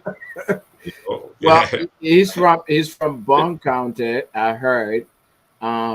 And so Tiawan might be playing for the Bunk vote as well. So there's. But Taiwan is from Bon County, more or less. There was one Nima. Well, Taiwan guy hit people closer to the Bella Bridge there between Nima and Bon. We got some Bella rules. my understanding is that his mother is from Bunk, but his father is from Nimba. Listen to that other argument. So because my mother is from Nima, where I was born and raised, sometimes some people tell me, say, I'm not a real Nima man, right? That's what you mean, right? No, no, no. I mean, I detest that particular argument. And I think every Liberian should belong to any county in Liberia that they want to, that they think they want to belong. Yeah. But this guy also has a DR to his name, so he got some kind of PhD. It would be interesting to know a little more about the guys and how they come to the table. Again, this late time in the circle doesn't give enough time, and they're not pushing out the full extent of their qualification and pedigree to people. So Sometimes they are selected to appeal to a certain group of voters. And so focuses on that group of voters. So, for instance, I'm assuming if Yakbawulo was selected to appeal to people in Bon County, the Pele vote, then that's where the focus is going to be, and similarly with other people. So they probably don't want you and me. They could care less if you and me knew more about him or not. But okay, yeah, but for presidential slot, you're dealing with a whole country. You got to have an appeal in a wider era other than that's true. that person. Mhm. So the next slot, this is the I Cup ticket. There is this sentiment around Monroe that this ticket poses a large number because people in the Mandingo tribe, they I don't want to use the word to sound negative, but they're more cohesive. Because if I say tribalist, it may give a wrong impression. But they tend to work together, and they have a preference for supporting people of their kind. So Lucini Kamara is the same guy who was finance minister, right? For I you? don't know. I don't know much of Lieutenant Kamara really. I don't I know. think on Samuel Doe, he was Minister of Finance. I've interacted with several Lieutenant. I mean, these names are kind of super. Yeah. They're around. So I don't know him at all. So neither do I know his running mate. Also, you ever to pull anything on him, whether you're a former finance minister? I think that's a guy, though. The running mate. So there's more than one Lieutenant Kamara, as Verdier was saying. Lieutenant F. Kamara. Okay, so let me look it up. This other guy, I mean, Matthew Dablo, this is the first time I'm hearing about him. Easy Dablo, but yeah, you got a population of 5 million people, man. That doesn't mean it's not. This is Haji GB Command. Right. Yeah, okay. So it has a huge tribal Mandingo, affiliation. Yeah, so you're right about them holding together, but I don't know whether they can actually. Lieutenant Kamara is not somebody who's very famous or popular. He's not. Little know about his running mate as well. I don't know what chance. Talking about Ure, somebody shared that with us. He changed his name legally before his selection. Yeah, that's my understanding. Yeah. The Ure was his uncle name who raised him after his father's death. Okay. He has 2 masters and a doctorate. Well, we gotta. So Kamara was a former finance minister. I don't know if he was finance. He was probably finance minister in the interim. Yeah, in the interim government. That means he was selected to that position from the Ulimo K. I was just Haji Kumar had a role in him coming to that position. Okay. Maybe wrong. Then we have this guy. I've always I don't know more. David Kemun. David Kemun and Annie Twezama. I've never heard about him before. Yeah, I saw online. He represents himself as a pastor or something. Okay. Yeah. Okay, well, they're in the race. Alexander and Cully. Most of what I pulled from Cully was stateside. It seemed that he left from the States to go back there to run. He has a Reformers National Congress. Have you heard about this guy? The lady, I understand, was an official of Benedict's party, and they fell off probably a year or so ago. The vice president, Grace Yense Yon. So she was with Benedict. Yeah, I have no idea. Just seeing them for the first time.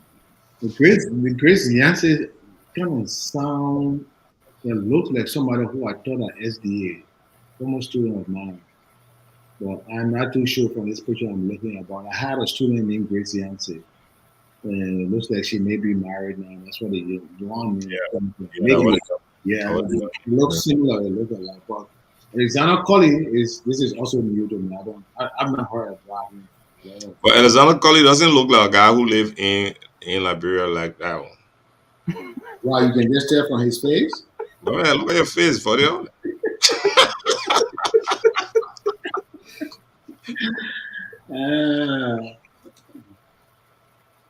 Yeah, then we had Sheikh Kuyati and Max O. Fangbili. Sheikh Kuyati, I haven't seen him, but I think I've read some of his. He has been very vocal against the government on Facebook. Here and then. You see him more in his Arabic attire, more than suit. I mean, from his some of his videos I've seen, he's a smart guy. Sheikh Kuyati, Liberia First Movement. Liberia First. I hear a lot of people say that. Alexander Cummings say that. The Vice President Barker also say that. And we have Bennu Kroma and Thomas Cllr. I think these two candidates come from the state side. Are these their official portraits? I guess. No, than the official portrait. That's the best people could find. Yeah, I mean, Again, the same thing. I mean, by this time you want to be vice president or president, you should have the place where your information is a repository where people can pull your picture and your platform, the things you do with our money. You know. Because Benny looks like she just posed for the casual photo. yeah. Yeah, so they're the best. They're the best, and there's a good chance that, considering that the search was made for that particular name, if there is another person carrying that name, there's a good chance that that is now a Benu. Ah, Not official, yeah. It's Not the presidential candidate. yeah. So, but we'll find out soon. and Mr. Kura looks like he's sitting in the barber shop. Yeah, it's Mr. Kura, because in some of the Facebook posting that this is the best I got, he actually staged that he's a vice presidential candidate. Okay. Yeah. And I have no idea who these two people are. Too. Yeah. Well, I mean, frankly, the barbershop picture is not the best, but he probably, he's just saying like down to earth with the people. Yeah, he's waiting to get a haircut. Okay. And this Richard C. Miller. And this Richard C. Miller also sounds like he's coming from stateside. I looking for his picture. Imagine I couldn't find one. You see that picture? It's a screenshot from a video. Mm. Yeah. You're speaking to a small community in somebody's garage and explaining his aspiration for the presidency. That Emeki Slewan Jr. is vice president. I'm sure over the time we'll get to know a lot more about these people. I wish we knew soon enough so we can. It would be very interesting to know what is driving these motivations. For people. I think we should discuss. We should talk about it a little bit after we get to know them more. Well, I mean, to your earlier point, this is inspiring to know that any Liberian can aspire to the presidency. Yeah, but there's more than just your personal aspiration. I believe that the fact that any Liberian now thinks that he or she can become president, why if it sounds good, but it's also troubling. Because, to impact your country and your community, you don't necessarily have to be president. You don't need to wait for that opportunity to be president before you actually impact the people in terms of development, in terms of education, in terms of health. You don't need to wait to be president. You can impact the community by doing stuff. Because many times they say the things that you do can lead you to leadership. Most of these candidates are not known. First, they are not known. People don't know them. Secondly, they've done nothing important, that to the public knowledge now. Maybe they people can attach them to in large numbers. Yeah, they may be doing some important thing with their families and all of that, but nothing important in terms of the public knowledge and public image that we know. So how do you think you can just metamorphose from that obscurity straight into the presidency? So the thing would be, are they intending to just announce themselves so that people start to get to know them for another round, another set of election, and not necessarily this? What are they doing? What is the push? What's the drive behind these people declaring themselves for the presidency? And the more people of different stature and from different levels of society declare themselves for the presidency, the more it brings. It kind of lower the efficacy, the importance of the first position of president. That position, that is the thing. But again, we gotta go back to our history. The people are gonna say, if a man like Samuel Doe can become president, a master sergeant who didn't graduate from high school and become president, then they go to educate. A man like Moses Blah, remember, he was not elected, but he replaced it or he became president. So why can't I do this? Every time something happens, George, you don't want to stop there? But I'll continue. I'm just going. Definitely, he one of the person who leads. I mean, as popular as he was, we didn't see him as a presidential material. But the Liberian people, at the end of the day, with all the misgivings that we had, they went ahead and elected him. Even though I'm one person who also questioned the authenticity of that election result, really, But they went and elected him, and people, a lot of young people, if George Weah can be president, why can't I? Why can't do that? So it has a positive and negative side to it. I also think that a lot of these people are running for office to position themselves for jobs in government. Because the way our election is structured, such that there's almost always going to be a second round, and then they can just say, "Oh, I'm endorsing this person. My party and I are joining this person," and then in exchange, You can leverage that position, right? they leverage that, and in exchange, they get positions. But that's not a guarantee. And many political parties can explain how CDC has just isolated them after the. Yeah. No, definitely. Nothing's guaranteed. But I mean, that's. But now you know, there are also, apart from the promise, there's a chance that they will get some perks. Maybe they will throw some money away and all that stuff. So, Yeah. "Oh, you pay for my campaigning and stuff and stuff." But again, if you got two guys going to the second round, the runoff, and you ran and got less than 1,000 votes, I don't know how much leverage you can bring you can bring to the table. Wow. Anyway, anyway. Yeah, then we got these two candidates. When I was researching this, I had a question for you. So let's talk about the small money bat, first Clarence Moneybat. He also been very vocal, making his case to run. He's very young, the son of the former Vice President Harry Moneybat. So he working in Madam Shirley's office. He has a PhD in rhetoric, a speech, right? I don't know his personal background. Yeah, I checked in all long before because when he was with the PDU, I was trying to find out what was his field of study, and they said speech rhetoric. Yeah, I had a couple of meetings with him when I was at LCC. I met with him a couple of times. He came over to my office, to get a couple of things going. He's very young and very intelligent fellow. He got a lot of experience working, close to the ham of power. I see he's worked with ADB and other institutions. So apart from educational side, that can give you a lot of insight. Being in the room there where they're fixing the sausage. Yeah. So he might have had a lot of good experience. I don't know whether it's enough at this point in time. But he's also tagged on with Respond. Respond has a lot of experience in Maserati County as superintendent. I also interacted with her. As a matter of fact, we tried to investigate her office too at one time. And so she's also somebody who is almost like a field general that we call Maryborough.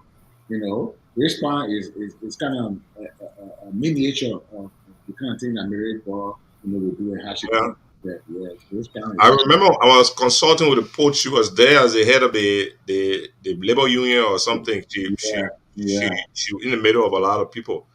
But I was asking because there was a controversy about some funding associated with the county when she was there. You remember that stuff where I think it was one of the representatives recorded saying, "You eat, I eat."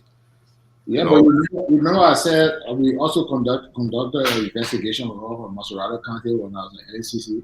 I can't remember the facts, all of the facts right now, but we did do an investigation. And in fact, the investigation was actually triggered by the reports that she provided to us. With all this you eat at eating with this representative from Yucatan, I think.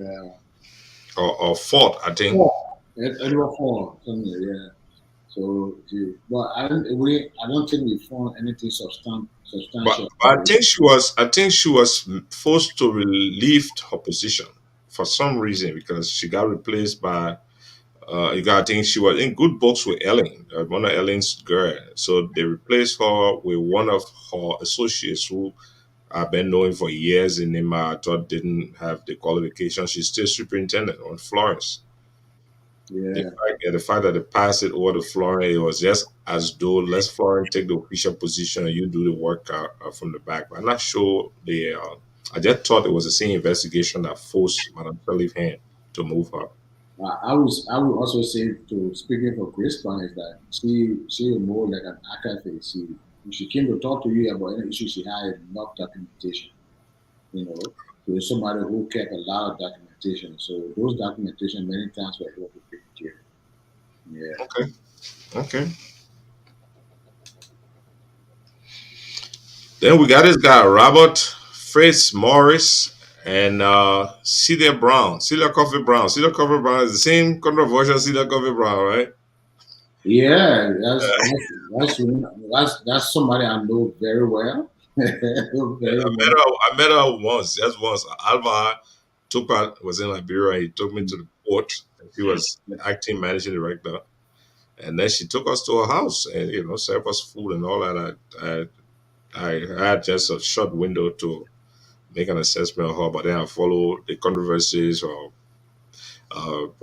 issue with APM terminals and all that, the merits and demerits of it. And she seemed to have some fire, I was surprised. I was surprised when I saw her name. I didn't know that she was. God, I know she's still supposed to be serving the government as the head of the National Housing Authority. And that she also was known to be a CDC partisan. Yes. So to be on this independent ticket, I don't know the running Robert Franz Morris. I don't know him. So we're talking about what the candidates are saying. So this was one person who I was able to pull something for. So let's see if we listen to what he had to say about his vision for Liberia. See if we can get that.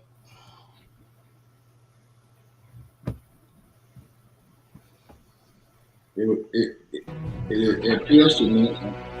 Let's face it, our nation needs saving, period. And we are the only ones who can and must save it, no one else.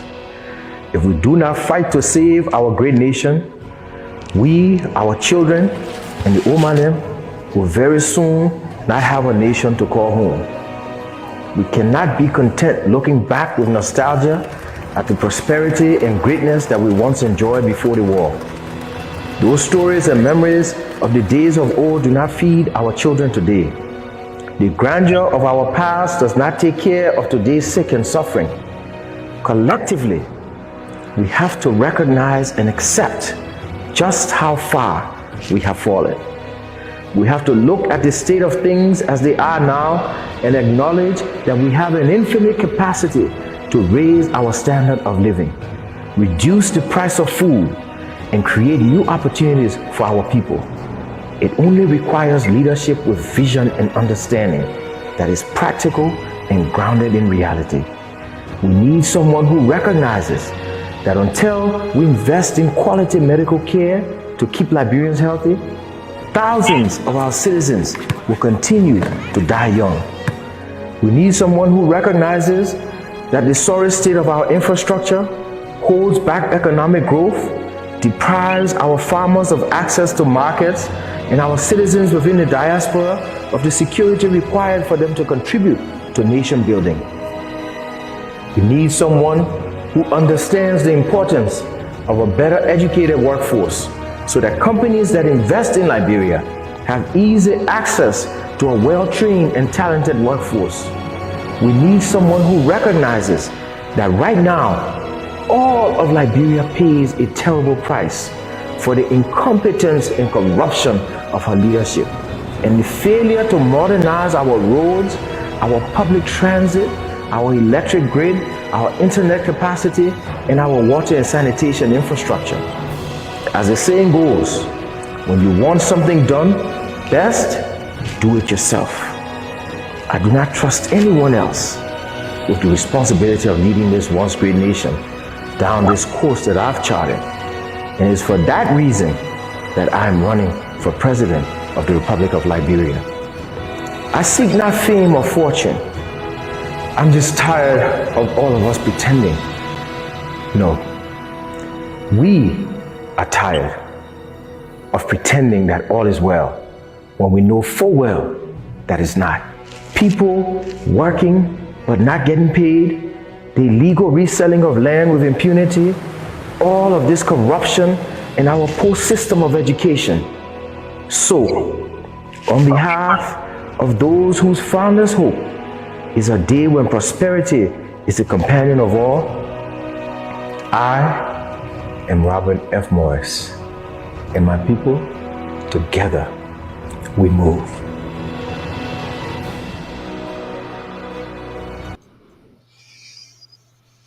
What do you say to that? Sarah, I would say that this is certainly a very profound video. You know, it captures and summarizes all of the major issues that we face with. You know, I think just by watching the video, if you didn't know the guy, You like it? there's some excitement. Say, I need to know this guy more. You know, now that I saw the video, I think I came across him a couple of times at the airport. He worked at the airport. I don't know what role he was playing, but he was always there when Baco Fima was over there. You know, so he touched on an array of things across our political spectrum, our economic development spectrum, and human rights and corruption and all of that. You know, but whether he can be the person to lead us, now that would be the issue. You know, and the thing about it, I would say also is that in our small body politics, Liberians, we're not divided along ideological lines. We're divided based on individuals. Our politics are just the same. Everybody agree with the same thing.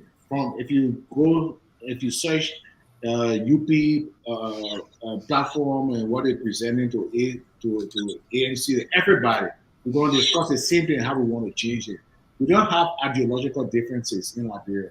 What we have is differences with who can actually lead us to the development that we're talking about. Basically, that's what it is. So again, we have individualized our politics. It's based on, I can do this better than this person. I can do this better than this person. What different do you want to do? It's the same thing. We want to fight corruption. We want to build more roads. We want to improve our education system. We want to increase salaries. You know, basically, that's why we want to have infrastructure. You know, how we do it is the issue of who do it. And basically, I think this guy, what he did was just to bring it all up again. But in a very profound video, you know, that just capitulates, you know, everything is captured, you know, and you can look at it and say, oh yeah, there are a couple of things need to be done. But I don't know whether he has the resources to extend his campaign so that he can actually capture the attention of the electorate. I'm not sure he will do that. I mean, I gave me a lot of credit for producing that video, and that's the first way of projecting himself. I mean, I tell you, I researching a whole lot of the other people. I can't even find some people pictures. There we arguing what are the pictures that been do or not been do. This guy doesn't. Mr. Morris doesn't make that mistake. And importantly, too, you know, at different section of the video, you see he's speaking directly to the common people. Yeah, the people and the activities that he's involved in. It shows that he's very relatable. He'll be related to these people. So it's a very good political document for him. Very good. Alphonso? Yeah, you're the communication guru. I agree. No, I agree. I do agree. The video is well produced. The message is strong. He has to sell it though. He has to, sell it to the people. I don't know where you guys. I mean, Verdier is sold already. Yeah. Now, yes, you played it and Verdier listened to it. He saw it, so he's perhaps sold. How many people? When I say he needs to sell the video, I mean voters now need to be able to see the video. He needs to present it to them. But I think there's really one important point that I wanted to make, and I think Verdier touched on that as well, is that we don't have a lack of ideas in Liberia. The issue of identifying what our problems are or what needs to be fixed, it's not our problem. That's not where our problem lies. And as you correctly said, if you go on any presidential candidate platform or ask them any question, they'll tell you the same thing. Electricity, water, road construction, etc. Is for me is going beyond those things because anybody in the street can tell you what the problems of Liberia are. So don't repeat the problems to me. I want to see or hear the how that will be done. To me is more important than just talking about the problems and saying we will solve these, we will solve these, we will solve these. Because everybody's saying the same thing. Even the market woman knows that there's trash in the street and it needs to be cleaned. The how, who cleans it, I think is where the candidates need to start taking us now. Yeah, we come to this. This is a new name, Cyril Beslow Yanti. I think she just resigned her job at with the United Nations, and she's on the ticket. Her running mate Simeon, I couldn't find any image of him, but then I happened to find his book on both Barnes and Nobles and Amazon. He wrote a book lamenting Liberia. This is the first time I heard about it. Mm-hmm. Name too. Sarah Besley Yanti is somebody that I know very well too, very, very well. But quite frankly, I was shocked by the announcement of her presidential campaign. Not to say that she's not qualified. Obviously, she's eligible. That's why she has become a candidate. But I didn't know she harbored that ambition. She's somebody who is very effective, who hands-on. I got to meet her when she worked. When I worked at UNDP and she worked in the malaria program, from where I think she was able to kick off and excel in the UN system. National Malaria Control Program. Malaria program so I met her one time when we were both traveling back home, attending two different conferences, and we became very good friends, and we talked from time to time. It's been a long time since I spoke with her, but she's done a lot of good work to put the country Liberia name out there in terms of in the UN system, where she excelled, quite admirably, distinctively as well. Yeah, so I think her last position was special representative for the Secretary General. Secretary General, in nature, yeah. So that's laudable, whether that can translate into leadership now back home, whether this time is right for her, it will be, something that we'll see later on. But my first thing was, the name also of a party, African Liberation League, to me exemplifies something much bigger than Liberia. When you say African Liberation League, I think we're talking largely about the continent. Maybe she's giving you a hint about her thinking. Maybe coming out of the UN. I was wondering why she didn't choose her name recently read back with Liberia. Or maybe, like you said, her idea right now, her horizon is continental. So maybe she's trying to kick it off on Liberia and then back continental campaign. Yeah. Interestingly, there are a couple of big things happening on the continent level that I think is not talked about in the Liberian circles. The African Union is moving towards a single African passport. They are in the 11th hour on the issue of single currency.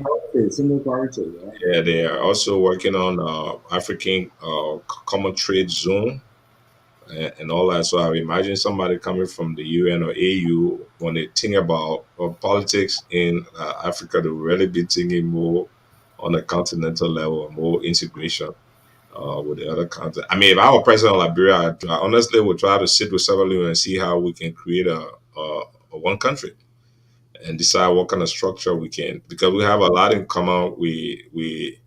The challenge would be on how we structure the governance issue, maybe, because that's where the selfish interest may lie. But it's only on Liberia together as one country will be a big country, managed properly. It would be a giant in the sub-region.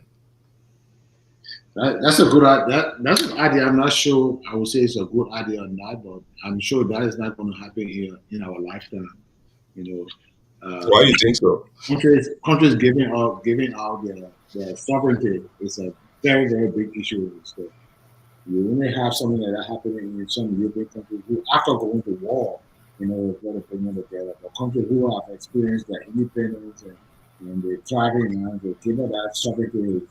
That's why the AU is where it is right now, because from what coming you cannot aspire from.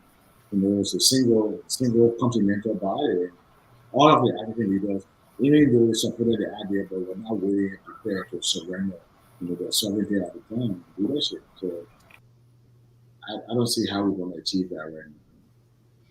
Well, we'll see. If you look at the fact that we are going through, we have a common parliament, West African parliament, same for East Africa, and we're talking about African Union Parliament. There are baby steps that have been taken, but I think the thinking is in that direction. Yeah, well, you want to look at the achievement of those different West African parliament, other regional parliament. What are they doing? Democratic National Alliance. Even the Democratic is spelled wrongly from our office here, but we see it. We'll fix it. You know any of these guys? William Ware Tudor and Jonah S. Dumo. First time seeing these faces. I think these guys are from the state side to Dumo. I pulled him out of LinkedIn. I think he's into IT project manager. And they go to Liberia in this short time and they are aspiring for the high office.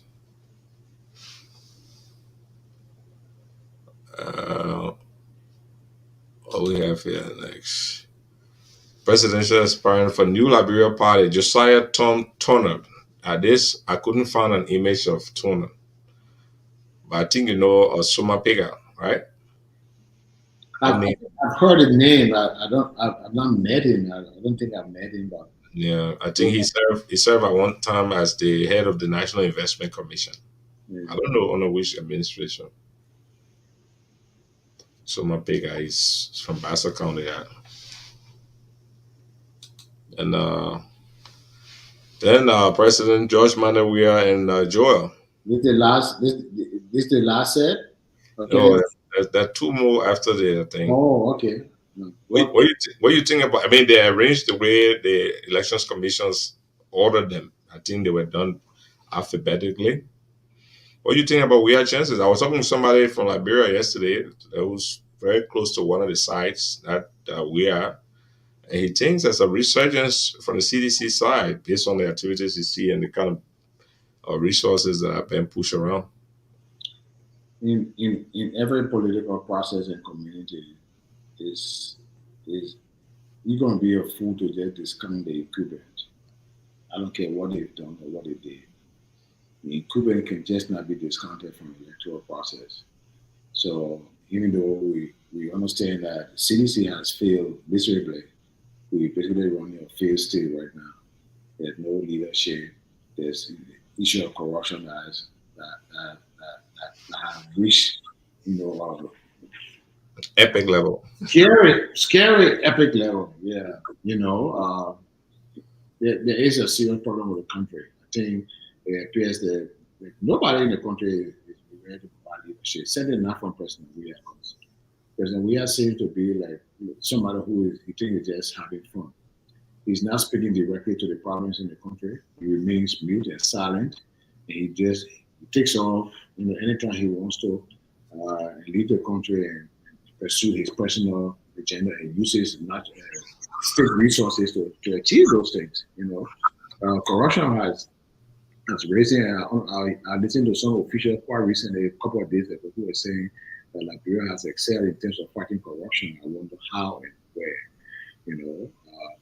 And Vice President Joy Howard Taylor too is standing by her president and supporting him in the midst of the split with NPP and all of that.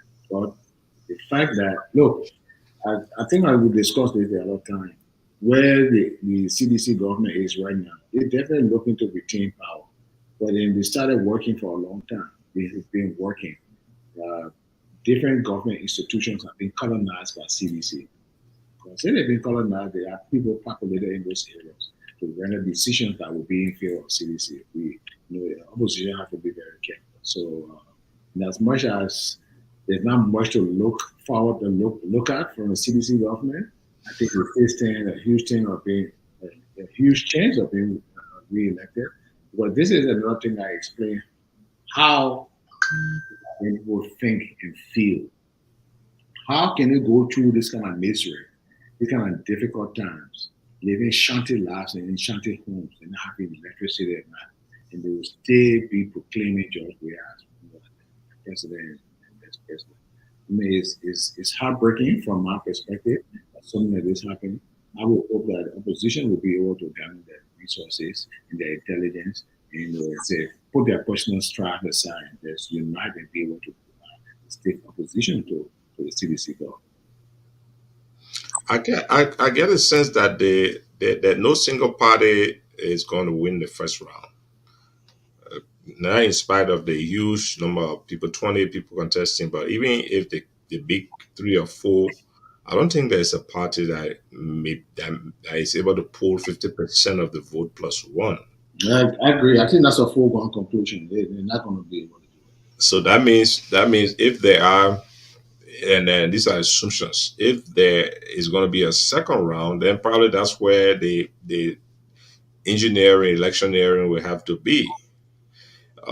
Rallying the opposition around one candidate, but is that likely from what we already know? Because Liberians are gullible, and these guys will have the benefit of the state resources at their side. I hear most of the money they printed, they're holding them for the election purpose. And Liberians, I don't know whether they're honest people that they can receive money, and once they receive that money, they commit themselves to vote, or they can receive and still vote their conscience. But this is way in the air. Also, be also based on the Liberian leaders' ability to make compromises, to have an honest conversation about the leadership issue, and reach some consensus, which we have not seen them able to do in a long time. But they're going to do it. They will have to. The question people should be asking at that point in time is, what happened to the ability to make this concession? Why just during the period of election? And that's where you know that people just intend to get elected. I see that the Liberian government is producing textbooks right now. They're going to start distributing the textbooks. I understand, next week, for all schools to have free textbooks. It's something they say they've been working on, but they're introducing it at this time, with the intention of swaying. To sell it as an achievement of the government. It's a political stuff. That's what they're doing. So the Liberian people need to be able to read beyond just what their eyes see and see what's happening. A lot of these things are going to happen. A lot of them are going to happen. People are just going to use the state resources and pretend that they're using their own resources, and they use it just for the purpose of maintaining CDC in power. So it has to be a very stiff opposition. We got to campaign and got to talk to people and let them see what is in it for Liberia. Right now, we can't. I don't think this country is going to survive if we continue with another 6 years on the CDC administration. We need to let them pack the place. But it's the Liberian people who will need to take that decision. Yeah, the Liberian people will decide. The last election, Weah did not commit to any this public discussion or discourse with other candidates about governance issue. You think he more confident now that he can participate in the debate? He's a lot more confident. He's a lot more confident now. I mean, he may not be the smartest person who articulated views very well, but as somebody who's been managing the country for the last 6 years, he has enough confidence to stand before people and talk. And I think he should try to do that. If he does that, rather than just always appearing and dancing and singing with people, he should be able to stand before a sizable crowd and discuss issues regarding the country, and display or to demonstrate that he also has learned, in terms of managing the country, the economy, the relationships, infrastructure, what it goes. He should be able to do that. I'm not sure he can do that very well, but again, he's been president for 60 years now, so he should be able to stand and discuss this kind of thing. If he's been paying attention to the work. Yeah, other than just asking people to call him doctor, and he should show now that he got a doctorate, even though he may have base ceremony or it's a time for him to actually go out there and actually sell himself as a serious presidential candidate. Okay, we got two more candidates to deal with. Let's see if we can spice this small with one campaign song from one of the parties. I'm going to select one. Since Joe Barker is the older one, I'll probably find a song from Joe Barker. Let's see, JMB. Nyepan family. It's a song by Nyepan Family.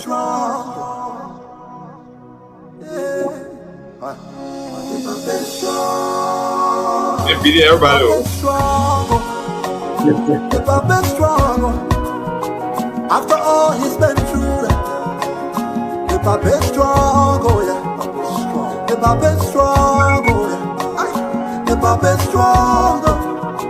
After all he's been through, the papa is strong. The papa is strong, oh yeah.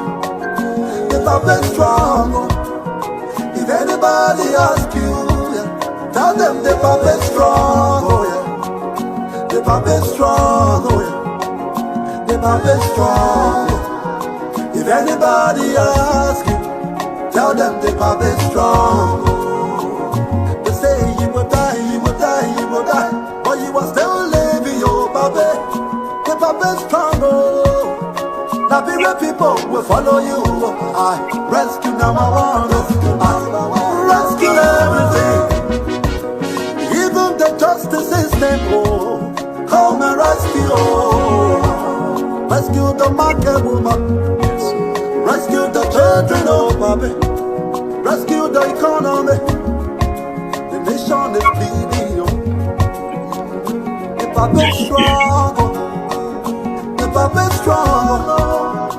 After all he's been through, the papa is strong, oh yeah. The papa is strong, oh yeah. The papa is strong. After all he's been through, the papa is strong. Oh yeah. The papa is strong. If anybody asks you, tell them the papa is strong. Okay. Then we go to the Papi Strong. Why you think that? Why you think that the party will message the music with those words? The Papi Strong. Considering there's a connotation that the Papi is sick, I think they are resounding that. Maybe they're trying to project Joe Barker as a healthy, strong, Vibrant. individual. But I'm one person who I don't watch or listen too much to these songs that are produced during campaign season, for parties, and I very just don't fancy. I don't fancy them at all. I think many times we narrow our issues to singing. I'm one person. I'm more concerned about how we can represent these issues, project these individuals as who they are, rather than just singing songs for people to dance. Again, song is a way of communicating, though. No, I'm not discounting it, but I'm not really attached to hear all of these different songs that campaign teams will do. There's a lot of that. I said I was talking to somebody yesterday, and what I said, how is Monrovia? He said the excitement. By excitement, he's saying that it's a social component to the election. An environment of fanfare in spite of the very critical nature of that exercise. But Yeah. it seemed that it's a big party about to start. Elections in Liberia presents a lot of opportunity for different kinds of people. It's an opportunity for people to attend different parties, for people to wear different campaign shirts and T-shirts, for people to sing and dance, and it's a huge fanfare that goes on for a while. I am just concerned that in the midst of all of that, whether the Liberian people, whether that whole idea can sink down to each and every Liberian, that this is an opportunity for me to decide which direction my country goes.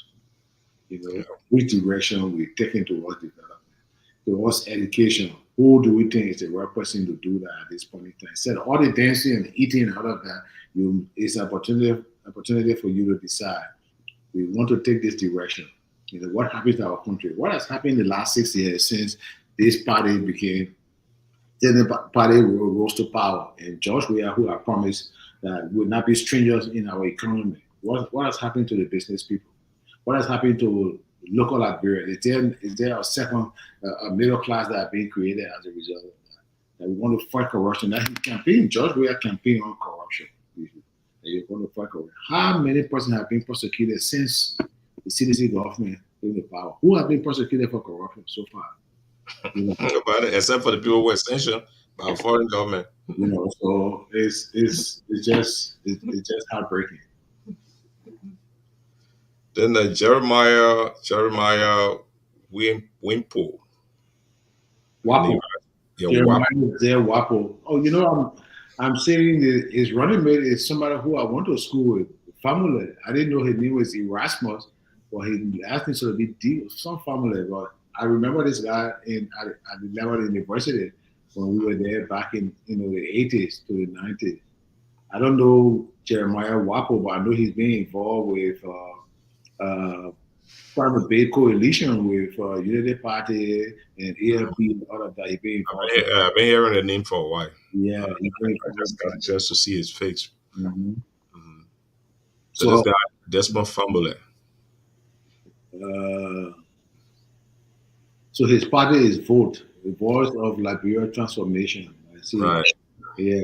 His running mate is somebody I know. I went to school with. He was in agricultural college. I've not heard from him since we graduated, so I don't know much about him.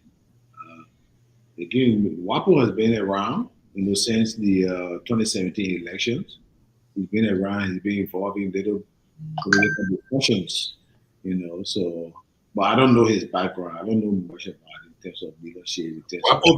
But this is not his first time contesting, right? Yeah, I think he contested before. Another thing I know about him is, which is not good, and these are the kind of people we need to scrutinize these people here. I know personally that he received some money to organize the Democratic Alliance of Liberia and then that didn't work out. And up to now, he's unable to refund the money from NDC, this Wapo guy. I don't know how you can be a presidential candidate and you show this level of a lack of integrity, towards fellow organizers, political organizers, and then you come and put yourself forward for president. I don't know. We don't hold people. Because we don't formalize the improprieties. Yeah. Yeah, it stopped. It did that. They did not pursue any legal remedy or any sanctions. So because of that, he flaunts and go and get back into the public space and seeking to get the confidence of the people without hanging. I always like to mention the issue with this guy who ran in this Logantown area in the last election against Cllr. He's a representative now by the name of Abu Kamara. Correct. Yeah. I mean, just the fact that there's some level of dishonesty that you're involved with is supposed to it should be disqualifying for seeking public confidence. Yeah. But our people are very immune to that. I mean, it doesn't. They're not very pissed off about corruption. And that is my district. That's what I grew up on. I've been receiving requests from people asking me or my brother to get involved in the electoral process of that district. We think that the district has been underrepresented since Representative Cllr passed. But it's true. We don't create a platform to critically scrutinize these candidates. Two, the Liberian people don't even vote on the basis of this scrutiny. They vote on the basis of what candidates can provide for them, and what they're able to get at that moment in time. We have to change that. Even though there is also there are a couple of records to show that people receive these kind of support and gesture from candidates and then they still vote another way. They do that. I think I hear this song, they say, you think we're stupid here? They're doing that. So they go out to taking money, taking different gestures, but then deciding to vote for who they vote for. So it is very, very tough to explain the Liberian political. Yeah, it's difficult. It's difficult to go to decipher the Liberian mind. And I think this is the last set of candidates. Luther Yoffe. Say he's a lawyer. You know that guy? No, I know this one very well. He's like a junior colleague. He was a director of the Bar Association when I was vice president of the Bar Association. You know, so he's a very, very young man. I would be interested in knowing what's driving him in this direction. You know, and what kind of leadership he's prepared to provide. I don't know his running mate, but I know Luther very well. Maybe again, like I said, we probably need to just look at the motive behind some of these campaigns, why they're being launched. Is it out of the conviction that they can win right now, or is it because they want to announce themselves and get in and basically be able to find a seat on the table? Long term, you need to look at those kind of things. I don't know whether the guys come to the table with that long-term view. While researching, I got to know his running mate, PSN, is at least his job that I stated was that he worked at the Ministry of Finance. The other guy, a fairly young guy too. We don't even know how these people are getting elected by their parties, whether they're having convention or they just go in and say, you know, what the process towards being elected. These independent candidates too. How many persons have they presented? You know, in terms of petition. They have similar requirement as is for forming a political party. They need and we're quite aware that election commission is not effectively superintending this requirement, because there are clearly some people, if those requirements were really implemented, superintended, they would not be on this list. You know, not doing that. So maybe they're just interested in the fees. Yeah, we call it a feast, you know. But this is a serious decision-making time for Liberia. Every time we go to election, it should be regarded as a very serious opportunity. And if we want to weed out some unnecessaries and give the people opportunity to really examine people critically, then we should be able to reduce the playing field. Having 20 presidential candidates at this point in time, it's just not good for us. It doesn't make sense. And you said it rightly. If we are to apply the rules that are on the books already, there's a good likelihood that we shouldn't be having this huge number. I hear people, the 15 senatorial seat, you got more than 400 persons contesting. The 73 legislative seat, you got more than 500 persons contesting for those seats. In some district, you got 20, 30 persons running for a representative position. And you know, it melts down the number of people who eventually elects the candidate, because at the same time, it has a very huge financial implication. It's 5 o'clock. To accommodate all of these people on the ballots, you know, that's a huge economic responsibility for the government. So if we're implementing the rules very well, these candidates will be reduced substantially, and we don't have to spend all that money, you know.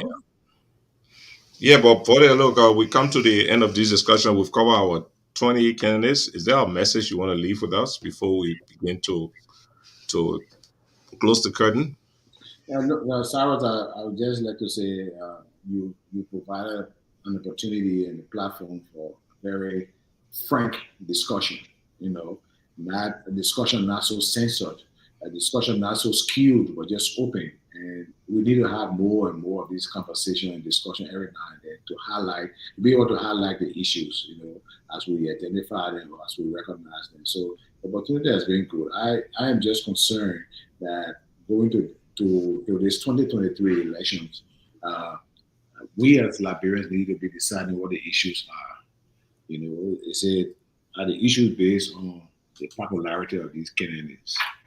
Are the issues based on somebody, and the issue based on the last president who was there before this president said for 12 years. So they just gave the man only 12 years as well. They give the man a chance. They say that's simple. You know, the issues should actually be seen as the issue of survival for our country, the issue of growth and development. You know, what opportunity do we have to change the direction in which our country is going? Corruption is happening in this country at unimaginable level. There's no accountability for these people who are involved in corruption. The entire administration seems to be engulfed, utterly athwart with corruption, and there's no accountability. You're not prosecuting people for that. And you don't have, up to now, we don't have show electricity. I understand the John electricity thing that involved Liberia, Sierra Leone, and Africa. Now I understand they cut in Liberia because Liberia has been commitment. We're not leveraging it. Yeah. Losing that's a very good opportunity that we should have kept. And sometimes it's just not building hospital, building market, for people that makes them proficient and productive. I look at the lives of the Liberian people. The decision to grant free education, I would say, right? I would say well thought of. To make the University of Liberia tuition free, or college education tuition free. I say, good. What happened to that subsidy that Liberian people are getting? What happened to the fees that students should pay? How did they augment the university budget to provide quality education? What has happened to the different colleges now since the free tuition thing was announced? But is the government of filling that gap? But that's the thing. You see, what's happening now is a strain to the government because you got to basically support the school entirely. The school does not have that income generating capacity again. And it's not most of these colleges are not being supported internationally. So it's a strain on the college education. The education level has actually dropped in terms of the ability of the university to provide the environment for them to go to school, to retain professors. And a lot of things have happened. We need to look at that and say, look, do we need to give this government a second chance? From where I say that is something we should not even be thinking about.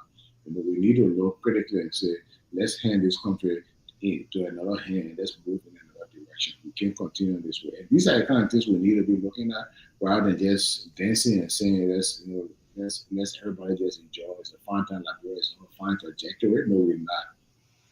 We're not. Our economy is bad. We have a lot of money that have disappeared. We've not accounted for. Each of the $25 million, $5 million here, $156 billion Liberian down here missing, who are not accounting for that. Even though people produce some result, some investigation that are still here being, so a lot of things are happening. People are getting arrested. People getting charged for things that they didn't commit. There's a whole lot of debt that are happening that are unexplained. I understand one thing. There's some of them have, they're being different explanation for some of them, but they're not being convincing. Of course, sometimes what is legal may not be convincing, but when you have a string of disappearance and death in the country, and the country cannot explain it, that's insecurity. It's a major breach of the confidence and security of the country. It even undermines the investment climate. It is a social contract. Now look how much investment we've lost. People have left the country, and they're not committing. Look. This government promised that we're going to build a new Monrovia. Remember, they said we're going to do the Bali Island thing. What has happened to that? Nothing happened there. We're not asking questions. What has happened to that Bali Island? So we're going to have we're expanding the city of Monrovia. But you can't deceive the people and then don't talk about it. So there's too many things out there that we need to look at when we go to election, rather than just think that we need to have a popular president. I just think personally, I'm not very disappointed because I knew that George was incompetent and would not be able to lead his country. I knew that, so I'm not very disappointed. But I think a lot of Liberian people who saw something serious in him, in his ability to change the country, the trajectory of the country, should be very disappointed and don't even think about giving him a second chance. It's just terrible. Okay, ladies and gentlemen, this brings to a close our discussion today. We were mainly talking about the 20 contestants in the Liberian election and the general election system. Earlier in the pre-show, we dedicated a little over 30 minutes to the memory of the late Catholic Archbishop Marco Kpalaka Francis, and I was privileged to join me and Alphonso today, the Councillor James Verdier. He's one of my favorite persons, one of the values son of our soil, and I'm always happy to have him join us in this program. So, for that, thanks a lot. Before we load up from this section, I'd like to leave us, because we're still in a struggle. for the soul of our country. If I may quote some of the words of a famous American politician. Let me leave us with a song, this old revolutionary song that I know Verdier, a former student advocate and leader, the editor or de facto editor of React, is familiar with. You remember that? We Shall Overcome by Jana Ross. She did this song years ago in Budapest. Yeah, I remember React, my man. Yeah. So Really important. we need to chronicle those strong moments in our history. You know, I was in college around the same time I Cotton and followed the strong resistance against oppression.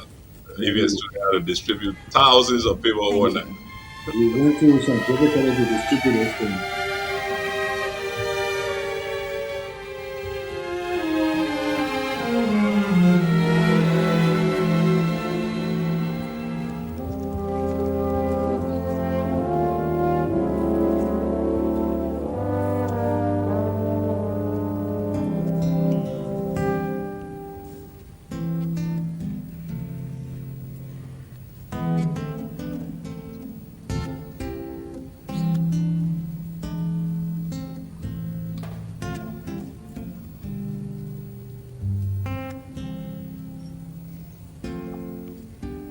Deep in my heart, I do believe someday we'll all be free. Someday we'll all be free.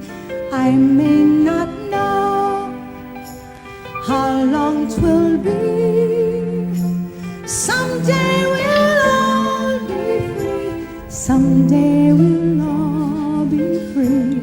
Someday we'll all be free. Hold on, my brother, give me your hand. Someday we'll all be free. Someday we'll all be free. Learning to love, we'll find our way. Someday we'll all be free. Someday we'll all be free. Someday we'll all be free.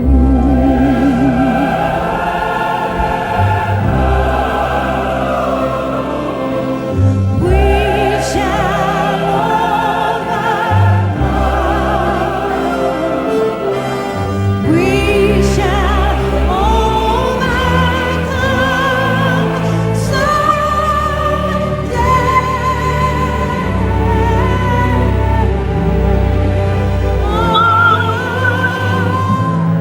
Deep in my heart, I do believe we shall overcome someday.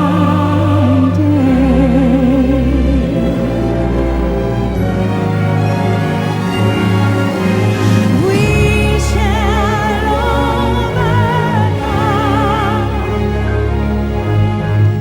We shall overcome. We shall overcome someday.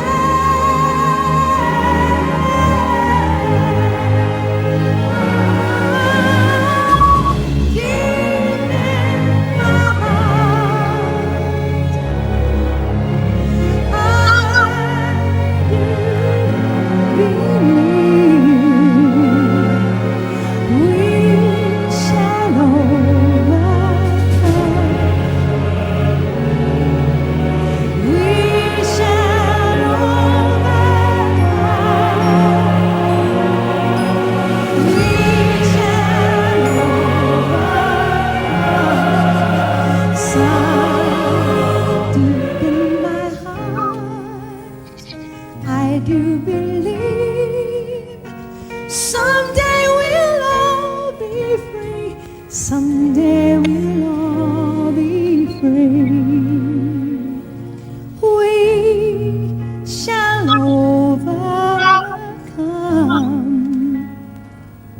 someday.